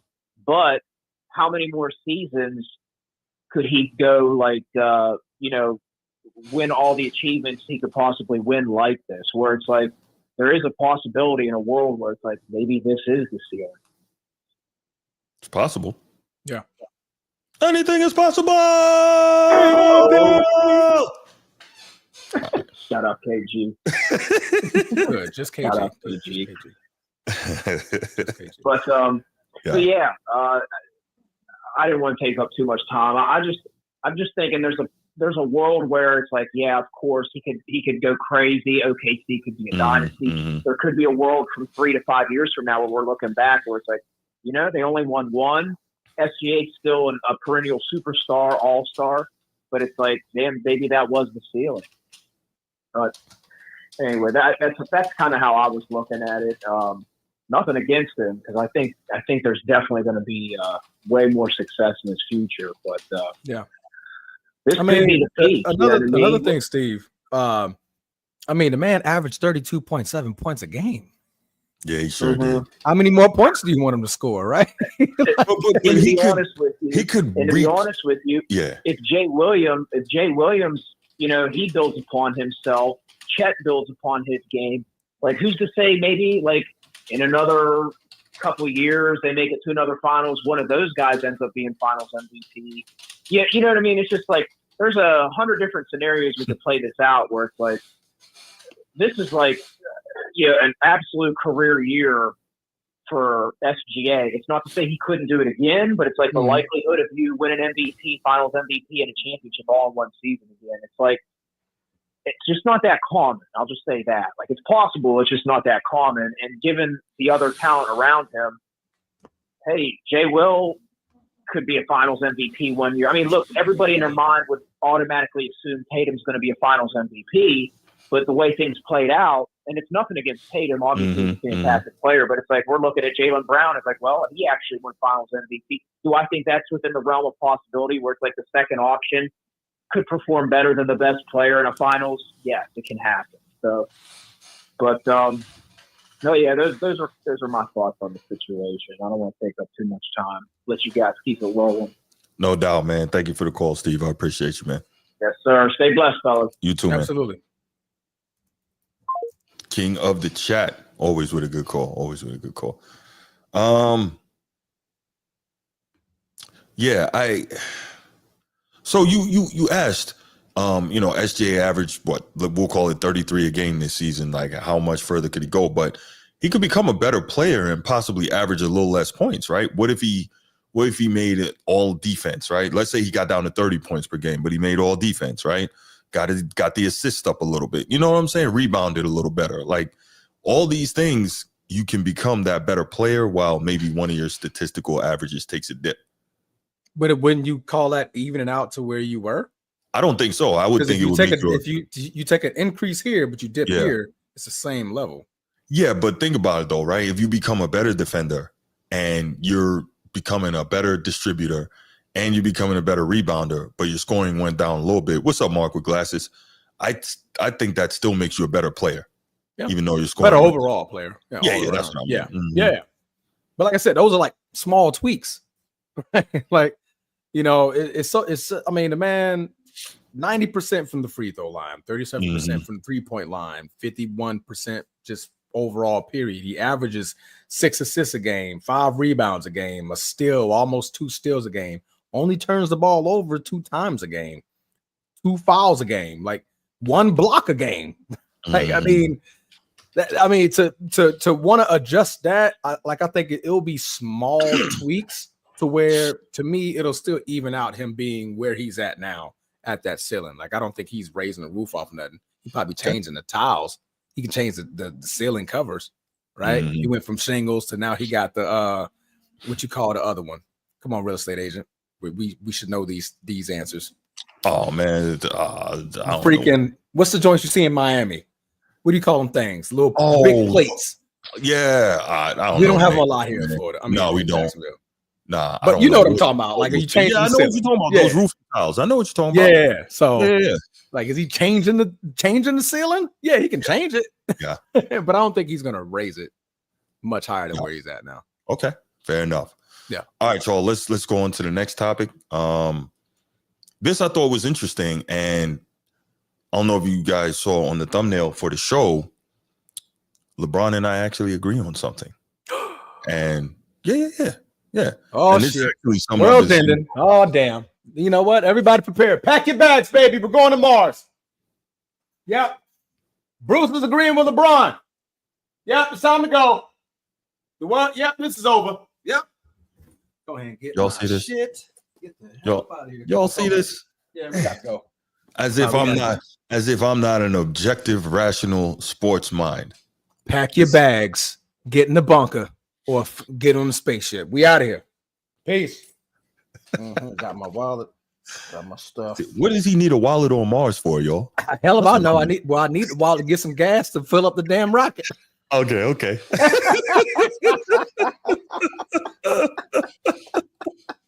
All right, y'all. Man, Transformer Pool. All right, so here's the deal, right? Obviously, Mind the Game Pod, this is where we're getting the bulk of our LeBron stuff from as of late because, he hasn't, he took an earlier than usual exit from the playoffs, right? Normally, we're used to seeing LeBron play very late into the playoff season. This year, it didn't quite work out that way, so be it. Always happy when the Lakers lose. Continue, Bruce, like sorry. Harry said, continue, Bruce. No, but so, he's been having some interesting things to say on the Mind the Game podcast or Game the Mind. Shout out Mel and Man Down Sports. But This I thought was really neat. He and Steve Nash were having some discussion about NBA awards and maybe some tweaking that could be done to make the awards process better and work better. And I liked what he had to say. And so I have the clip here and I wanted to play some of that for you. And we were just going to talk about it because this is actually something that I've thought for years now. And I think it was very good. And I love what he had to say. Yes. It's something that we spoke about. So I was actually curious because I heard it this morning. I was listening to it this morning. Okay. And when I saw what he said, I'm like, that's very similar to a conversation that we had like a couple months ago. I'm like, oh, we did. I wonder what Bruce is going to say. So as soon as I saw the thumbnail, I'm like, okay, so Bruce agrees with it. All right. Yeah, I do. Absolutely. Absolutely. No, he great. So let's go ahead and let's hear what he had to say and we'll come back and we'll discuss it some more. Here's what I'm talking about: defensive player of the year. Do we need a big and a small? Because traditionally the bigs have dominated, right? Yeah. You got that rim protector back in my day. You got the odd guard, but usually it was like the bigs. It felt like. Yeah. Do you feel like there should be a big, like a big and a perimeter? So I actually like that question from Steve Nash first. I thought that was very good. Yeah, I thought it was a great question, and I've never thought about it that way because if I remember correctly, it's Gary Payton, Michael Jordan, and Marcus Smart. Thank you. Are the three small guards, and obviously Jordan's not a small guard, but the three like smaller players who have won Defensive Player of the Year, right? Other than that, who have we seen? Mount Mutombo, I think, won it 4 times. Ben Wallace won it 4 times. Rudy Gobert won it 4 times. Dream won it twice. D-Rob won it twice, I think. Yeah. Dwight Howard won it 3 times. So we're seeing, to Steve Nash's point, the dominant bigs who are protecting the rim and sending out everything that's coming in.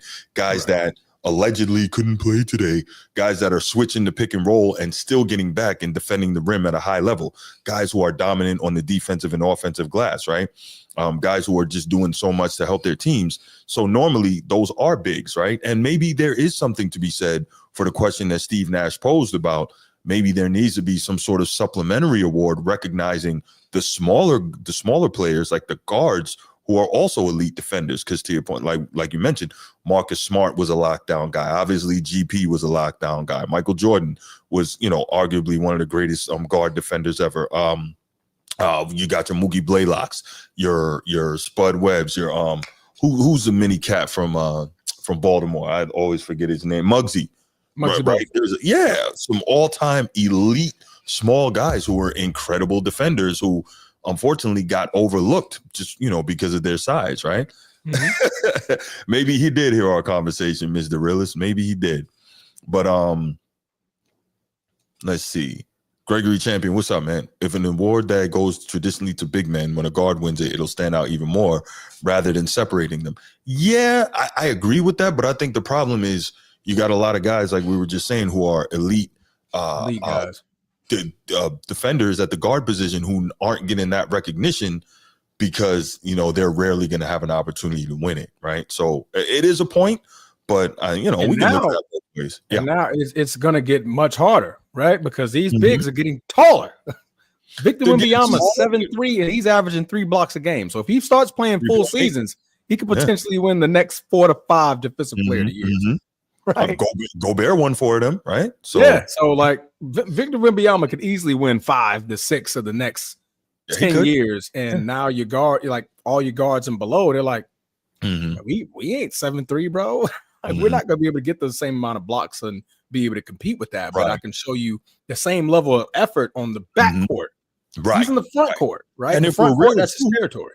Right. And if we're real too, a lot of times the guard defenders, if you have an elite rim protector behind you, the elite guard defenders will steer their guy towards that rim defender. Right. Correct. So the rim defender is getting help.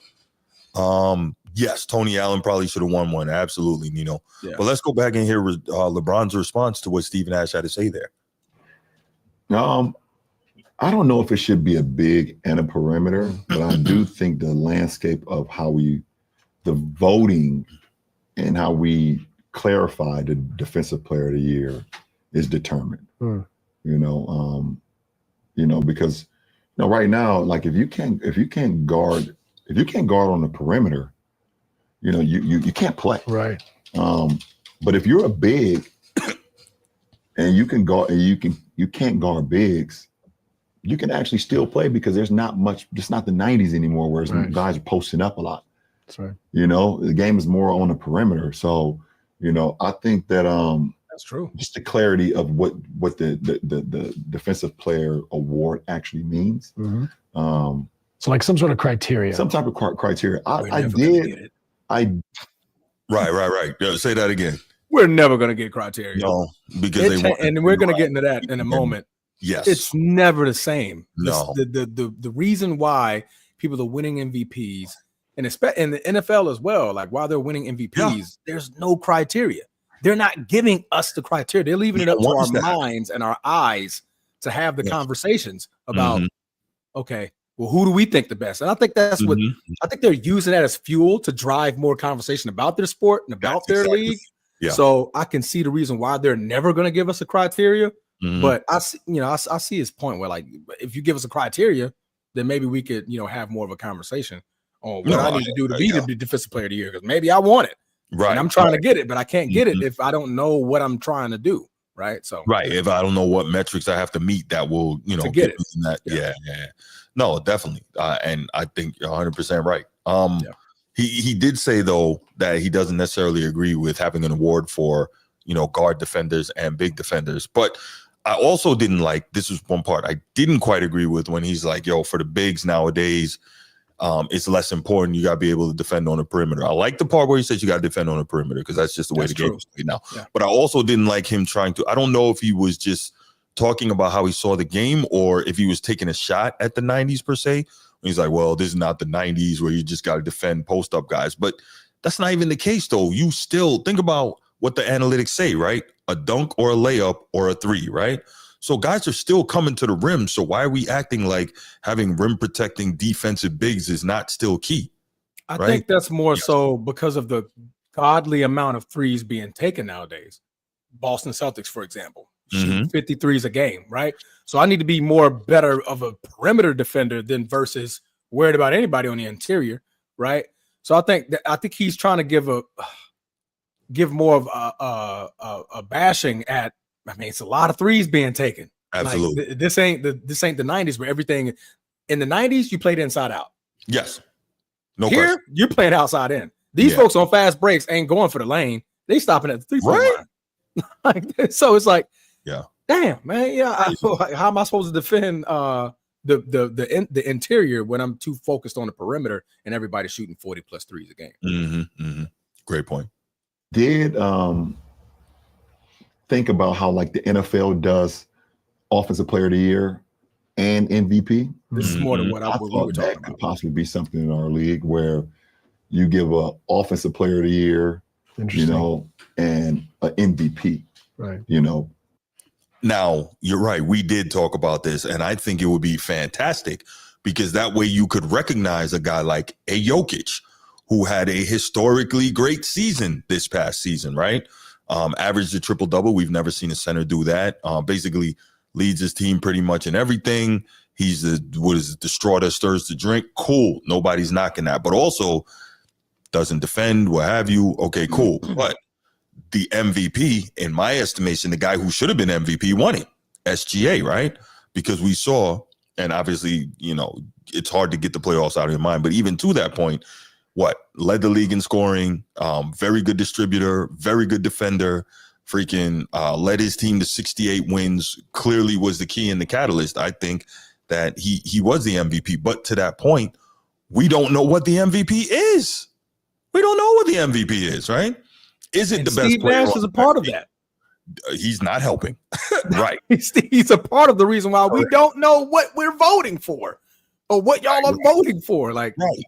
Absolutely. So the best player on the best team, it was like that for some years. Like, is it the guy who shoots the most? Is it that guy? Right? Is it the guy who has the historical statistical season? Is it that guy? The Westbrooks. The Jokic. Jokic just had a monumental thing for a big, and he didn't get MVP. But you gave Russ the MVP for being one of the monumental guys to average a triple-double again since Oscar Robertson. Right? Oscar Robertson, yeah. So it's like, What are we doing here? Is it narrative based? Is it stat based? Is it about being on the best team and being the best player? It changed so much over the last 20, 30 years that it's like, what are we doing? What are we doing? Because Steve Nash, I get it. You know, best player on the best. It was more best player, best team. I got it. The man was averaging like 17 points a game. Yeah, averaging 10 assists a game, like 10, 11 assists. Yeah, it's like okay. He was definitely the engine for the Suns, though. He was the engine. Yeah, correct. But it's like, excuse me. You know, you would want a criteria when it comes to something like that. So, again, something we're never going to get. We can cry for it all we want, but we're never going to get it. Yeah, but, and I think part of that too, if we're fair, and that's no disrespect to the civilians here, but we're military people, and in the military there is a criteria for everything, right? Everything, right? If I'm there's an evaluation award, right? Then whoever's putting me in for the award writes it up with what I did to earn said award, right? Correct. Like there's criteria for if I'm trying to go to a particular school, I have to have a certain PT score. I have to do this. I have to do. There's criteria, but it's very different. But let's continue to listen to LeBron and Steve Nash here. Not saying we should do it, but it was something that was like pretty cool. Like in the NFL, how they do that. They do the offensive player of the year, defensive player of the year. That's a great point. MVP. We have defense. Yeah, we don't have offense. We have defense and MVP. Right. We have So. Maybe something. Because there's no real criteria about MVP. It's a statement, most valuable player. Yeah. Well, what is the criteria? Because I think we usually associate it in some capacity with team success, which is a good thing. But is it said it's like, and is it good that it's sort of this nebulous kind of thing we don't exactly know, but there's a narrative sometimes that forms, or there's a popular opinion, or a populace that develops. Like maybe that's just the way it should be. Right. Yeah, because it changes. It's like, okay, so is it the best player? Is it the player that had the best season with his team? Maybe that's offensive player of the year. Or is it just simply the best player in the league? Like he statistically was the best player of the year league. No matter obviously you're not going to have a guy in there that's like team didn't come close to making the playoffs. Right.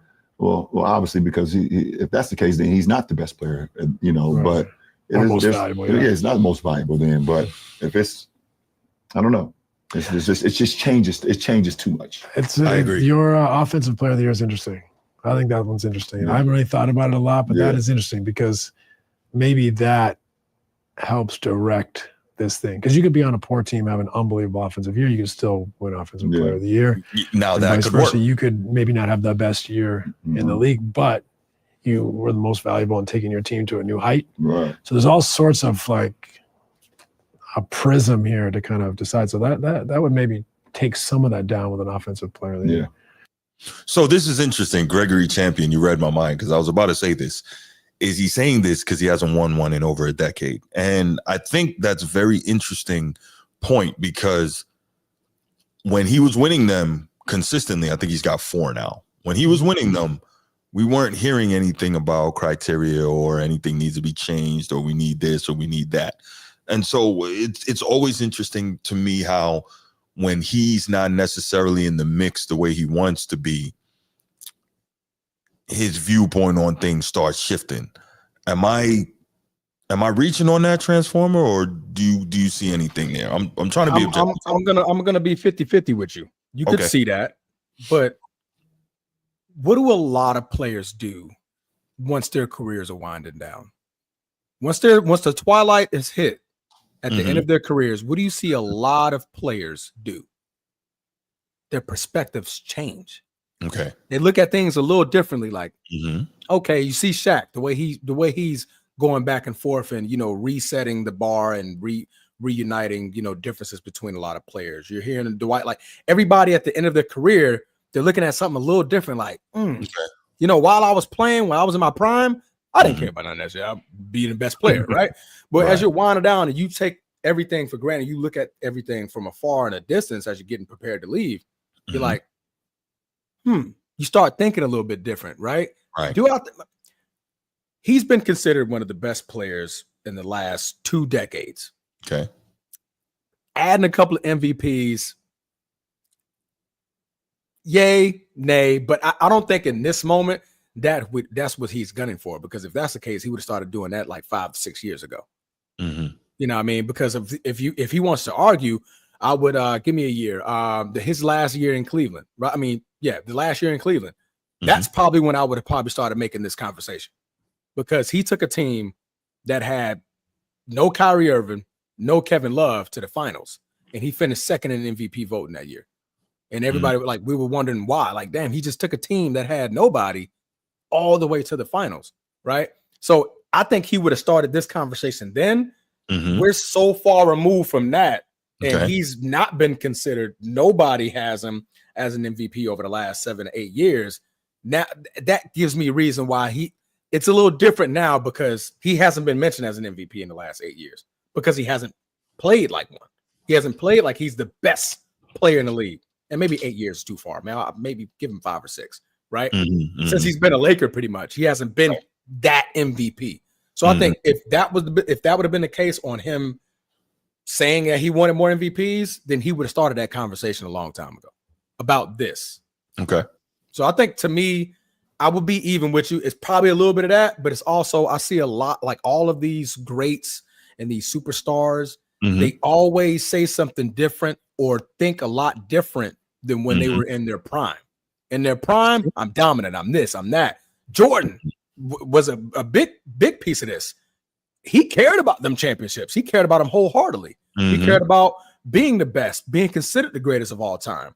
But then when he retired and he sat back and he was like, I mean, I got 6 titles, but Bill, I mean, what does that separate me from Bill Russell? He has 11. Like, does that like, what does that make? I didn't play against those guys. So how can I definitively say I'm the greatest player of all time? Because I got 6. I'm 6-0 in in the finals. I can't disrespect Bill and what he did. I can't disrespect anybody else that, has a certain run or something great like that. So his whole perspective changed. He's like, while he was playing, Jordan didn't want to hear none of that.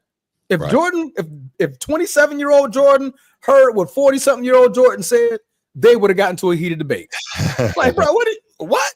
I'm following that, bro. Like, I'm the greatest of all time, right? Yeah. But as he's older, he's sitting back like, you know what I mean? Like, what does that really prove? I didn't play against Bill. I didn't play against Kareem Abdul-Jabbar in his prime, and Magic in his prime, and Bird in their. I didn't have that stint, right? So I think a little bit of that. I can see it going both ways. A little bit like, damn, I should have won more MVPs. And truthfully, he should have, right? So should have Kobe and a lot of other players that played. But I think it's also him looking at his career in a different perspective. Yeah, no doubt. Yeah, the NBA in a different perspective. No doubt. Overall, though, I'll say I agree probably with 95% of what LeBron had to say here. I loved it. This, as you mentioned, this is something that you and I have discussed on this show before. And I think it's a great idea and something the NBA really needs to take into consideration. Definitely. Yeah. No, man, it'll be dope, man. I mean, because you want to see, it definitely needs to be another award, because like I said, we don't understand what we are voting for. Well, not we, because we're not voting, but we don't understand what you guys are voting for. Some years it's narrative based, because truth be honest, the year Russell Westbrook won it, I mean, yeah, he averaged a triple-double, but am I considering him the best player in the league? Yeah, they were like the 6th seed. I wasn't. Like, I was like, but I get it. What he did was so monumental. Yeah. That's why you give it to him. You haven't seen that in what, 50 years? You haven't seen it in 50 years. This is 2016, 2017. So who we got that year? We got Kevin Durant. We got LeBron still in it. Like, they're still battling it out in the finals at this point. Yeah. You know what I mean? And we're talking about Russell Westbrook, who probably, did he make it past the first round? Maybe so, maybe not. I don't know if he did. You know what I mean? But we're saying, but that was a narrative-based championship. Jokic now just did what Russell Westbrook did as a big. Yeah. Why didn't that get the same narrative? Right? Why did that get the same, like, okay, this was a monumental thing. Right. Does that overshadow what Shai Gilgeous-Alexander did? Right. So, yeah, I think part of it is because, we did see it before. Like, so all of a sudden, it's not as big a deal now, right? Yeah, exactly. And that's tough because, you all know I'm not the best Jokic guy, but I mean, it was incredible from the center position, averaging triple-double. I will never look past the fact that he doesn't defend, so be it. But, I mean, it's still incredible what he was able to do. But, all right, let's go ahead and open. We'll take 2 calls on this. Let's open these lines up and see what we got. And what another thing I'll add, we do see in voters fatigue is real. It is. It's super real. And I think we're starting to get into that with Jokic. Jokic has 3 MVPs in the last 5 years. So what he done, like, what more can you do to stay MVP? LeBron James had 4 MVPs in 5 years. They're like, okay, well, we're tired. What more can you do? Like, we need to give it to somebody else. Tim Duncan and those guys, like, so many MVPs you're getting back to back. They're like, okay, we get it. We're just going to call you the best player. But we're going to have to give the MVP to somebody else because this is getting exhausting, right? Michael Jordan, same difference. You know what I mean? So, yeah. Edward, what's going on, brother? Oh, man, what's going on, fellas, man? I get it, man. It's 2 sides of the coin, but, man, y'all guys the show was doing great, fantastic. We had a lot of good, quick takes, good topics before we got to this one. It's like, as soon as we get to talk about LeBron, here comes the, he's saying this now, blah, blah, blah. I get it, man. I get it. It's just mad crazy. Oh, he's talking about the chat. I'm pretty sure he's not talking about you. It's just mad crazy, y'all. I'm sorry. He's talking about the chat. Because I'm like, I swore I said I agree with him. I had your back, bro. I got you. It's appreciated, big bro. I mean, little bro. So it's just mad crazy. Hey, but still though, man. Hey, short. Hey, you a hothead, but man, we ain't gonna talk about that. I'm glad you changed. So anyway, Bruce, let me ask you this. And I agree with everything when y'all said, especially with the defensive wise. Let's just go to these 2 guys in this position. You know how you are, Bruce, when it comes to the game of basketball with your knowledge, and it's so good.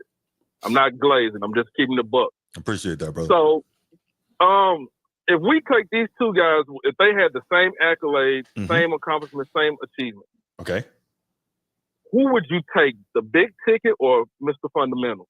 Oh, man. Just if I had to choose one? Damn. Yes. And I'm going to follow the question would be why. Okay.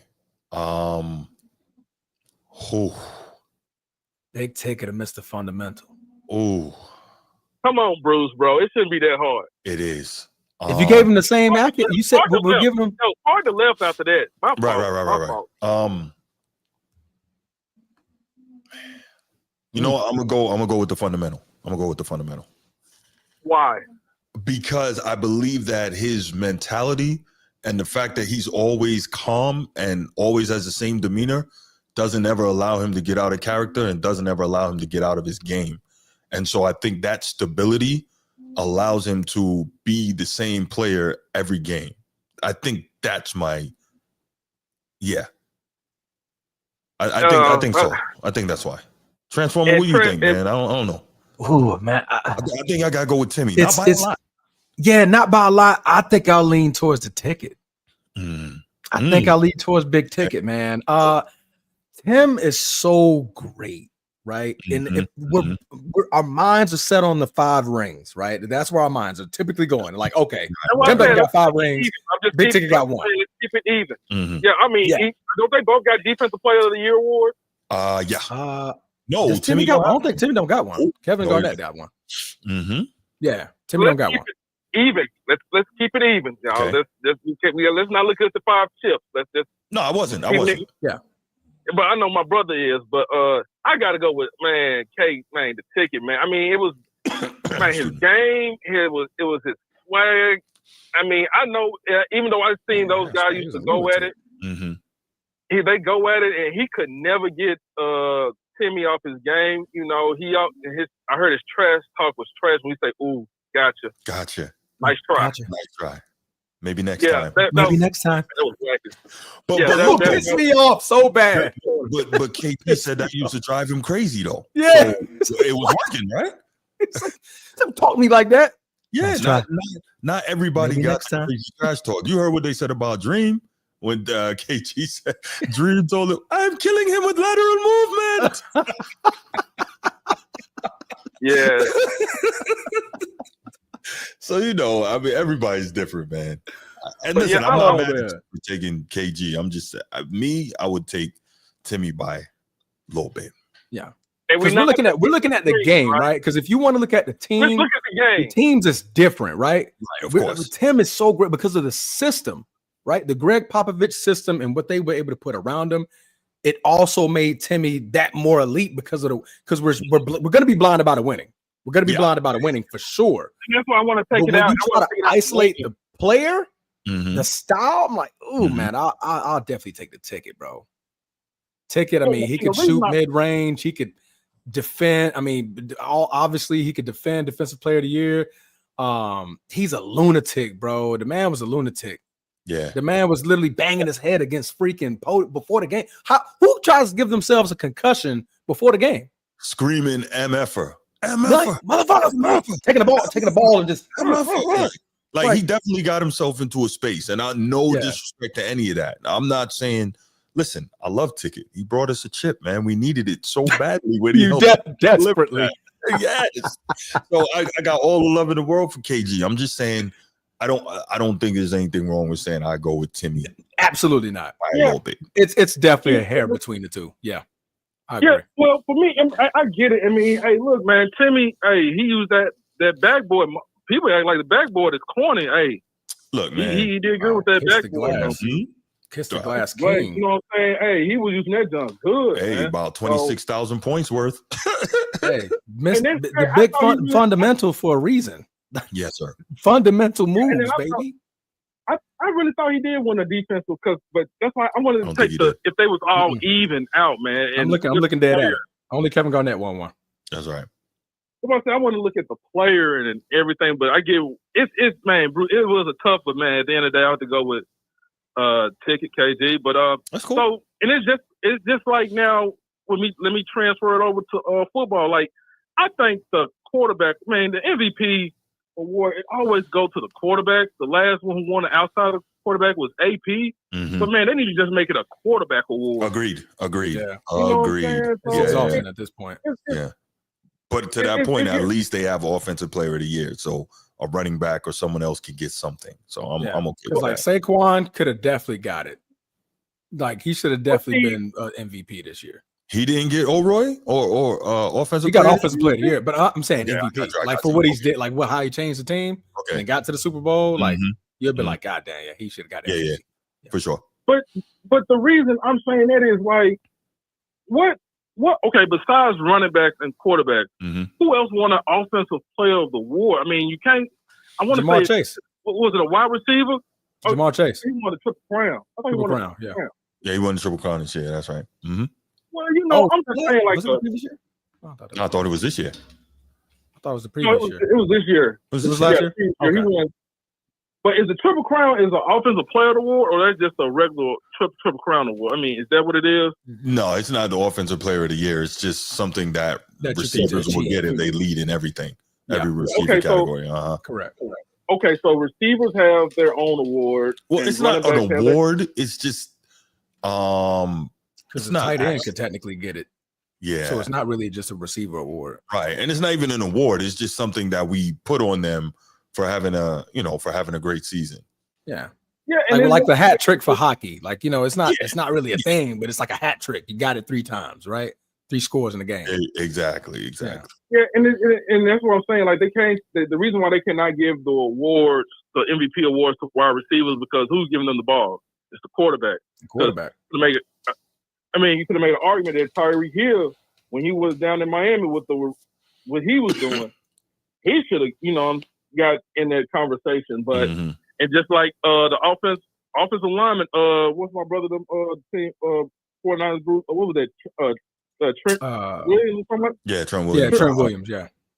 Yeah, for what he's doing, you know what I'm saying? For him to be an offensive guy, what he's doing with that line. So it's different various. So it's a lot going and unpack with it. But yeah, that's all I got, guys. You know what I mean? It was just that I agree with everything what you guys were saying. So that was about it. Of course, I'm keep listening to the show because everybody make sure y'all hit that like and subscribe for my brothers on this show. Appreciate that, brother. Appreciate that. All right, y'all. Cool beans, man. All right, man. Take it easy.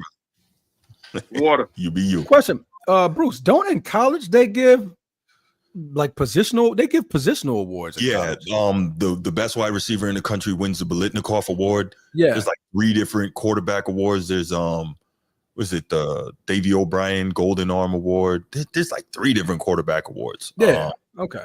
Obviously the Heisman. You got the Doak Walker for running backs. You got Bronco Nagurski for defensive players. The Thorpe Award for defensive backs. Like it's a lot. Yeah, yeah. Collegiately, they get it right. They go for the best player. Like whatever. You the best running. Cool. You put up theatrical numbers over this whole season. You're getting an award. Like what's his name? That just Travis Hunter. He's not a quarterback, but boy, you play both sides of the ball and you did it at an elite level. Yes. They give it to running backs. They give it to other players. So they get it right. The NFL, is so quarterback driven. That's right. They honestly do need to change the award name. Agreed.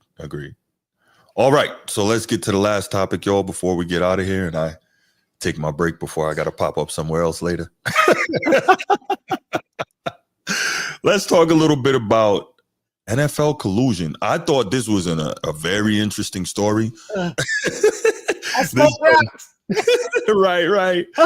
is something that I had actually talked about with some of my other guys on another sports thread that I'm on. And, we were discussing this. So I thought it was very interesting that it came up. So Pablo Torre, the guy, I got a lot of respect for him as a journalist, award-winning journalist, the same guy who basically exposed LeBron for not being at Kobe's funeral. Yeah, you already know. But Pablo Torre. Huh? And then that got debunked, but no, it didn't. It did. No, it didn't. But we'll talk Press about and that. Everybody confirmed that he was there, bro. I mean, you gonna listen to one guy? You gonna listen to a team? No, of people? We'll talk about that after. This is not that topic. Yeah, sure. Okay, so Pablo Torre was discussing the NFL collusion, and I thought this was pretty interesting. So let's go ahead and listen to that. So a lot of it had to do with a couple of years ago. What's my guy's name? Deshaun Watson. After he left Houston and he came to the Cleveland Browns, he got the fully guaranteed 5-year, $230 million contract. And a lot of owners were not at all happy with that. So we got a clip. Pablo Torre, actually, he talked about it at length on his show, but we got the interview from when he was on the Dan Patrick show earlier today. And we are going to talk about that. Okay. Let me go ahead and play that for you. So we'll play it and we'll listen to it. He's Pablo Torre, and he is a contributor to Pardon the Interruption. Of course, Pablo Torre Finds Out, Meadowlark Media podcast. He took time out from Bill Belichick to spend a little time with the NFL. And now I want you to dumb this down, though, Pablo. Okay? And just so our audience knows exactly what the NFL, are they guilty of or being accused of? They are being accused of quite a bit. They are guilty, and that is, I'll use that word sort of conversationally here. Okay. They were found by the arbitrator to have attempted to collude with the 32 NFL teams. We have extensive documentation now. By the way, hello, thank you for having me. This is a 61-page document that has been suppressed by both the league, the owners, and the union. Wow. In which there's a treasure trove, Dan. And there's just one bit of vocabulary that I want to do at the top, which is expedited discovery. What does this mean? It means that you get all of the texts, the emails, the documents, the private messages, the slideshows, all of the secret stuff from owners, players, agents, executives. It's the treasure trove. And so the question of there's a treasure trove, there's a finding that the NFL encouraged the owners to collude to prevent the next Deshaun Watson contract. You'll recall that was fully guaranteed, unprecedented. They wanted to stop Lamar Jackson, Russell Wilson, Kyler Murray. That same summer of 2022, they wanted to stop that from happening. So into all of this, I guess I walk in and I'm like, oh man, I think I can get this document. And I now have a sense of why the union and the league, neither side, wanted this out there. And that was the question. Why haven't we heard about this? Well, there's a lot deeper here that explains that too. Okay, but do you need to have a slideshow send out a memo to not be stupid like the Cleveland Browns were with Deshaun Watson? Great question. And so despite that, despite what seems obvious, Roger Goodell, in repeated emails with Jeff Pash, as general counsel, had this exact conversation. We need to make sure that they don't do this. And so there's this thing Clearly called the NFL listen. Management Council, Dan, and this is a shadowy entity that I didn't understand before I reported this story. But at the league annual meetings, all right, I'll set the scene. It's Palm Beach. It's a big conference room. Into this walk the 32 owners and the representatives. At the front of the room are the head and the executives in charge of the NFL MC. And there's a slideshow presentation. And in the slides, there is written off to the side for the presenters to see the results of these emails that Roger Goodell had written back and forth with Jeff Pash, in which they wanted to spare no ambiguity as to the fact that this would be a problem if anybody else did this. So it's a great question. A horrible contract. We laughed at it at the time. And yet it's so symptomatic of the level of control and cohesion when it comes to why they didn't want to even allow the possibility that someone would be dumb enough to do this again. So that's the first part, right? And that's crazy just to think that all these owners were openly discussing this, texting it, you know, emailing each other about it. You would think after the Dan Snyder and all that stuff, they would learn, like, chill with the digital communications, right? If anything, meet up somewhere and talk about this stuff together. Nobody knows about the bat phone, apparently. Bat communication. Like, bro, throwaways, stuff that you can't trace. Like, bro, y'all don't see enough spy movies. Like, bro, y'all need to go to the hood, talk to the hustlers about how they talk without getting caught, right? Bro, there are drug cartels that are coordinating shipments across our borders. Right. And not getting caught. Right. Y'all can't even keep this under wraps. Yeah. Like all that money for nothing, bro. All that money for nothing. Crazy. Pay your team to get some spy guys, get the bat phones that only operate for satellite. They don't go to no dish. Like, bro, hey man, this is see because hey, you're going secure, you're going secure. It ain't recorded. It's over. Right. Intel and counter intel. That's what it's about. But yeah, it's just crazy to think. And it's funny. I talked about this with my guys. When this happened, that the rest of the owners, remember, the rest of the owners were super pissed with Jimmy Haslam, the owner of the Browns. For even making this move, right? It was like, what the hell are you doing? Because they know what one guy sees, what they see as possible with one guy, they're all coming. And Russell Wilson, as you'll hear going forward here, he was trying to get that as well. Lamar Jackson tried to get it as well. But again, these owners had basically, so the funny thing is you'll hear as it goes on, they can't actually prove that they colluded, but, you know, it's fair to assume they colluded, right? But they can't actually prove that a collusive act took place. Like, we see it, but we didn't record it, so we can't prove it. Did teams collude, or was the NFL asking them to collude? That is the key distinction that the arbitrator drew, is that the NFL encouraged them to do it. Here are the documents, here are the emails, but they didn't have admissions on the record. And certainly they had denials from the 8 NFL owners that they had witness testimony from, that they, again, spoiler alert, that they did not sign another Deshaun Watson style contract, right? There were never guarantees like that again. Right. But the arbitrator could not prove that that was because the NFL had encouraged them. What we did see, though, in these documents, it's just over and over again, private text messages between the owner of the Cardinals and the owner of the Chargers, in which they are celebrating how Kyler Murray's contract was going to be not guaranteed. And how, in fact, as Michael Bidwill, the owner of the Cardinals, says, and I'll just quote this, he gets a text message from Dean Spanos. Owner of the Chargers. Spanos says, "Congratulations on signing Murray." Michael Bidwill says, "Thanks, Dino. These QB deals are expensive, but we limited the fully guaranteed money." I have some pretty good language. Now, you heard that. We limited the fully guaranteed money. Because they saw that Jimmy Haslam and the Browns gave Deshaun Watson 5 years, $230. Now, as we see now, it was a terrible contract to start with because they haven't gotten anywhere near their money's worth. But what the other owners are really upset about is the trend that this could have started in terms of their star players wanting these fully guaranteed deals. But let's continue. Thankfully, you have a QB that's worth paying. Spano says in response, your deal helps us for our quarterback next year. And so look, everybody, Dan, the thing I'm struck by, right, as you go through all of this, and there are so many examples like this. You have the Broncos owners deliberating internally, their internal messages in which they are saying, we're not going to give Russell Wilson the guaranteed deal that he wants. Whoa. Of course we're not, even though he's demanding it. We have Lamar Jackson, the backstory of that deal, right? We have texts from Lamar, messages saying to the Ravens, I want a fully guaranteed deal in all caps. We now know, by the way, that thanks to this document, after they, of course, non-exclusively franchise tagged him, that was their, solution, that he got 0 offers from other teams. 0. So real quick, with They Lamar, blocked them off. Yeah.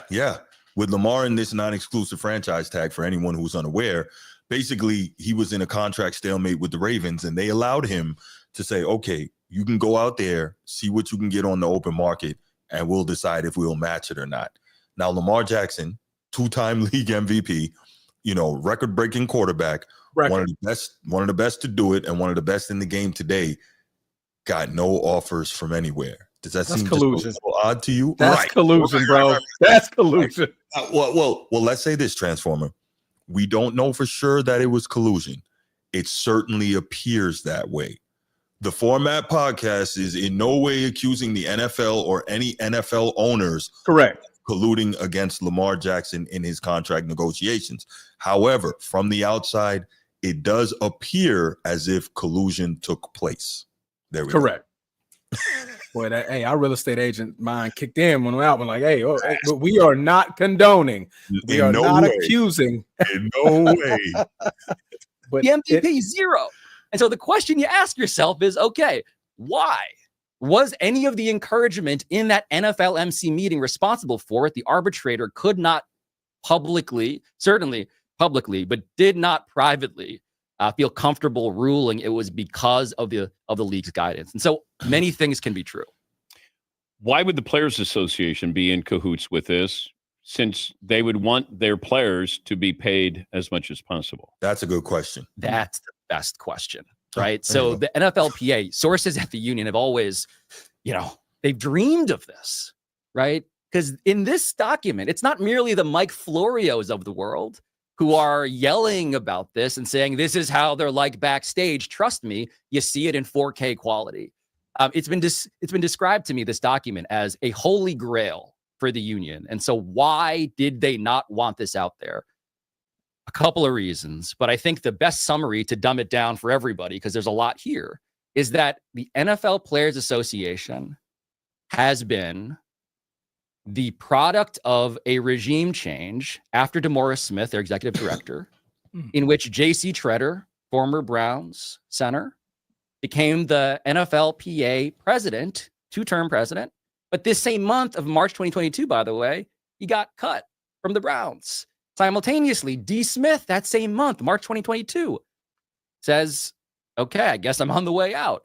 J.C. Tretter decides, I'm going to run this search in a very confidential, secret way.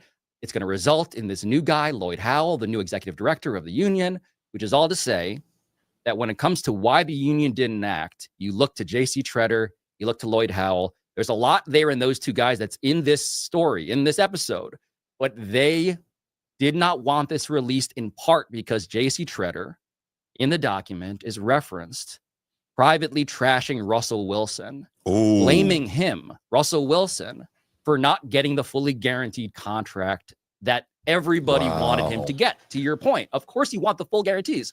J.C. Tretter, president of the union, is privately insulting Russell Wilson, saying that he is the reason why we're never going to get the full guarantees again, effectively. And so if you're the president of the union who wants to be the next executive director of the union to replace the guy you handpicked to replace D. Smith, this is something that looks terrible, I have been told.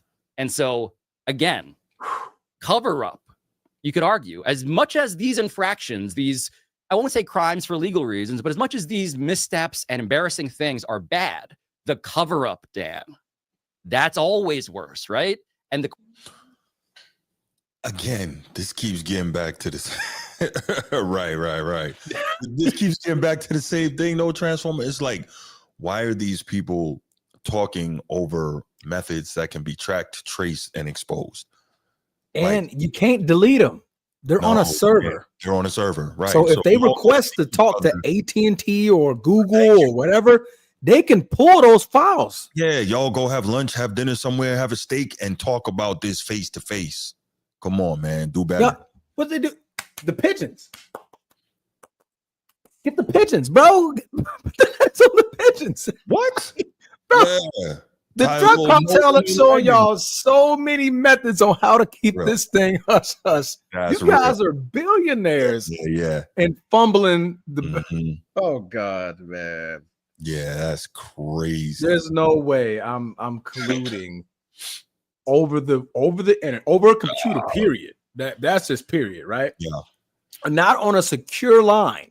No. I have to be on a secure line or a non-traceable device. Yes. That doesn't get back to me. We don't mention names. No. We don't mention none of that. Right.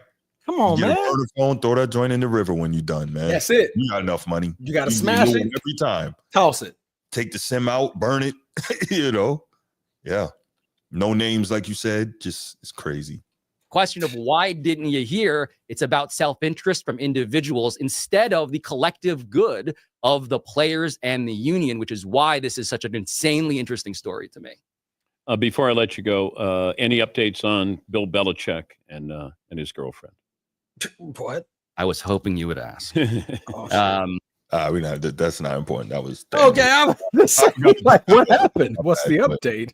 Yeah, not important. But overall, like that to me, that because I was woke up this morning, I'm doing my usual thing, getting ready for the day. I'm scrolling my phone, catching up on the stories, reading listening to podcasts, all that. And then that was when I saw this stuff and I was like, yo, this is crazy. And what I first saw was that, basically it appears that collusion took place to keep Lamar Jackson from getting the deal that he wanted, especially to keep anyone from making an overture towards him when he was, in that free agency posture that he was in. Now, he ended up getting compensated nicely, but it's clear that these owners want nothing to do with these guys getting these fully guaranteed contracts. And the only way it's going to change realistically is if there is a work stoppage. That's the only way. The problem is the average NFL career is only like 3 years long. Yeah, so most of these guys really can't afford to do it. But, the players union keeps telling them, get your war chest together, save your money, don't be crazy with the bread, so that when this time comes, you guys are ready. But you can't do it if you don't have guys that are, able to hold out. So this is wow. What this can fuel is lawsuits. Yeah. These lawsuits can come heavy. Yeah. And I'm pretty sure these players and their agents and their and their staff are like, oh, I'm waiting on one verdict. After that, we all coming. We all coming. If they can find proof and this thing becomes legit, there's proof that you guys were colluding against us getting these deals. Oh, them lawsuits are coming about a boatload. Yeah. They're coming about a boatload. So, man, something like this to get aired out, you would think somebody was either very, very sloppy, old fart, maybe 80, maybe it was Jerry. Man is like 85, 90 years old. Like, you know what I'm saying? So they were really sloppy, or somebody trying to put like, okay, y'all wanted to mess with me. Cool. I'm gonna air this whole thing out.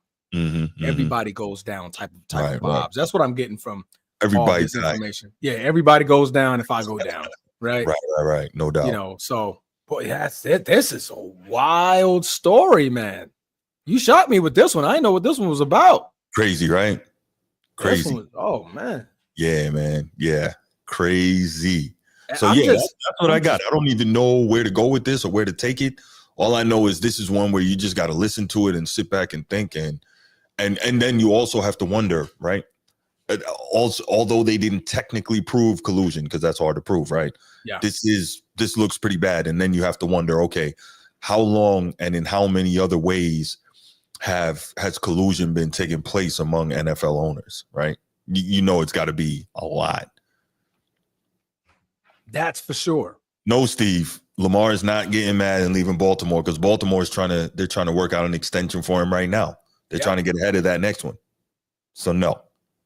I'm pretty sure a lot of owners are going to be following suit. Like, ooh, snap, this happened. What do you think? He's going to leave Baltimore and go to Pittsburgh? Man, stop it. That would be that would be a horrible move. Lamar not doing that, man. Oh God, nah. That would be such a horrible move. That would be super vindictive. Oh man! And then if he would have win one, Baltimore that's not happening. That's not happening. I don't know why you out here giving Steve and Nino and Edward and these cats hope, man, because that's not going to happen. I'm telling you that right now. It's just not. It's just not. Stop it, man. I'm just saying, man. Hypothetically speaking, okay. If he were to leave and go to Pittsburgh and he win the Super Bowl, boy, I think I wouldn't even come on this show. Ain't gonna happen, Cap. Because you and G, oh man, G and Bruce, there would be no show. It'd be no show. There would be no show. Yep. I'll be standing here right by myself, guys. Me and Kobe in the background, and addressing the situation and explaining why neither one of them are no longer on the show. Yeah. But it just deleted it. Like, you know what? I'm done. Delete the channel. That's it. Delete the channel. This is it. Look at this shit.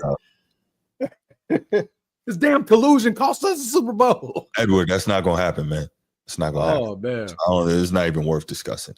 But yeah, that's crazy. Let's take a couple of phone calls on this, and then we'll get up out of here. This is wild, man. This is some wild stuff. These idiot owners keep exposing themselves by talking over unsecure methods. That's all there is to it, man. With billions of dollars, man. You guys got billions of dollars. Bro, they need to talk to somebody and get SIPRnet in the crib, bro. Call me. Y'all need tips. Hey, the transformer is here at your service. 4 feet. Right. Call me, call G. Yeah. He's like, hey, bro. Hey, we need to go secure. I need to go secure. All right, doors closed. All right, no phones. Yeah. No devices. No devices in this building. Like that. Yeah, we talking in a skiff. Yeah. Bro, out in the middle of the sea. Hey, a rowboat, ain't nothing electronic, no GPS, no nothing, bro. You can't track us. Right in the middle of the water. All right. You got a pacemaker. You got to take that out till we get back. Can't track. We winding you down, metal detector, wires. Like, nah, bro. Nothing. Nah, man. Y'all, these guys have obviously never seen Mission Impossible, James Bond, none of that, bro. They ain't seen none of that. Ken, what's good, man? Been a while. How you doing? Hey, brother. All right. I can't complain. How are you doing? Doing all right, man. What's going on? What's your thoughts? Hey, I had to step away, but I wanted to comment on that thing about the ring chasing and all that stuff like that LeBron James made. That's okay? Yeah, go ahead. I'll give you a minute to cook on that. It's been a while. Okay, I'll be really quick. Really quick. Okay. So let me tell you the folly in his logic. Okay, I saw a video recently where John Sally, he was on that Vlad TV, and he said that he played Kobe Bryant 1-on-1, and he said he never lost to him. Mm-hmm. And he played Kobe 30 or 40 times. Mind you, this is old John Sally. This is not even Detroit Pistons John Sally. Okay. I also remember Michael Beasley. I heard it from Mario Chalmers, Udonis Haslem. Mm-hmm. I think it was another guy that said that Michael Beasley used to whip LeBron James' butt in one-on-one games. Mm-hmm. Okay. Why am I saying this? Because when we're sitting up here talking about basketball, right? Everything, whether it be MVP, scoring titles, whatever, if we're being honest, they all are team aspect. They all you can say you don't win MVPs unless you're on the best team, right? Or one of the best teams. Okay. Why all of a sudden we want to try to diminish and undermine winning a championship? I know why we're doing it. Not we, but why LeBron James and LeBron James fans is doing it is because LeBron James has failed so many times.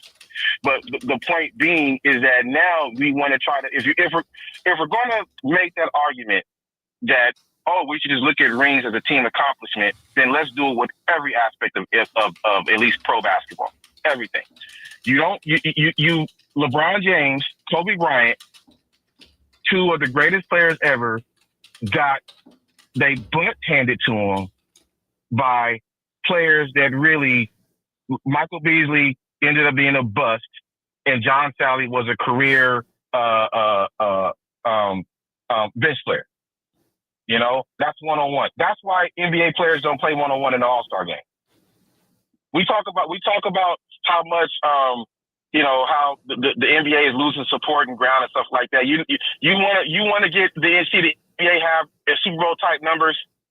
Put LeBron James, Kevin Durant one-on-one in the All-Star game. Never happened. You're talking about a heavyweight boxing match that everybody would pay good money to see that. Why don't they want to do that? Because it's right. I'm sorry. Nah, because you don't want to do that because LeBron, he doesn't possess the skill set to do it, and it'll look bad. And the league has been propping him up into something he's not for a long time, so that'll be the problem. Right. But listen, man. I'm sorry. I definitely wanted to. Did you have any thoughts on the topic, the NFL collusion topic? I got to bring you back in on this one. Hey, no. I'm sorry. Let me get back up to speed, and I'll call right back in. I just got out of a meeting, so I just had to. I know you guys, man. You're getting so many calls; it's hard to get in. So I just had to do that. So that's all. I appreciate it. Exponentially. So we trying, man. We trying. Right, Thank you so much for the support, brother. All right, brother. Bye. All right. Did we miss a call? That was Kenneth, right? Yeah, that was Ken from LA. Yo, shout out Kenneth, man. Yeah, man. That man Bruce, said I gotta bring back a previous show. Yeah. That was love. Shows that he's watching, man. That shows he's watching. Yeah, definitely. Bruce, we see you, man. Sorry I missed you there. We was on a call.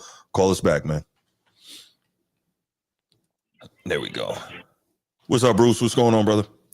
How you feeling, man? How y'all boys doing today? Well, we maintain it, man. We trying to, we try and bring it. We try and do what we do. What's up with you coming in with this? What's up with you coming in with this like this smooth tone? Like, hey man, what's going on, brothers, man? How y'all? Hey man, I got many characteristics. I can get hype. I can transform like a chameleon, bro. Me too. That's right. Yeah, I'm chilling, man. I'm chilling today. I ain't had no sugar today. That's why. Okay. I'm tracking. But it was a real man. Of course, it was collusion. You know, you had Lamar Jackson on the chopping block, and ain't nobody won him. Mm-hmm. Come on, yeah, bro. That's crazy. That looks pretty bad. Atlanta Falcons and man, I don't care if you had a strong quarterback on your team. Lamar Jackson was free for the taking, and nobody offered him nothing. Yeah, that doesn't look good at all. Come on, man. And there's plenty of teams that desperately need a quarterback. Desperately need a quarterback. And will pay anything. Yes, that's the showing power of the good old boy network, bro. They do what they want to do. As far as them getting court, bro, how stupid is that? All that money y'all got court? Thank you. Damn. Stupid. Right. That goes to prove that you can hide nothing nowadays unless you're the cartel, like my man Transformer said. Facts. Gotta be the cartel. All right. So yes, man, come on now, man. Like the truth always comes to the light. Come on, bro. Like, no, come on, man. Stop it, man. They was like, man, we ain't giving nobody no guarantee money no more. They give what they want to do because they got the power. But come on now. Put two and two together. Don't take a goddamn rocket science with 4 master's degrees that it was collusion, man. No, come on, man. Lamar Jackson was like sitting out there. Stop it. Just stop it. They had to make an example out of someone. Yeah. So, hey, man. So what they talking about? Is this a criminal case? Is this criminal? This could go into criminal court? No, I don't think so. It was just an investigation that they did. The arbitrator came up with this stuff, but I don't think it was a criminal. It wasn't a criminal case.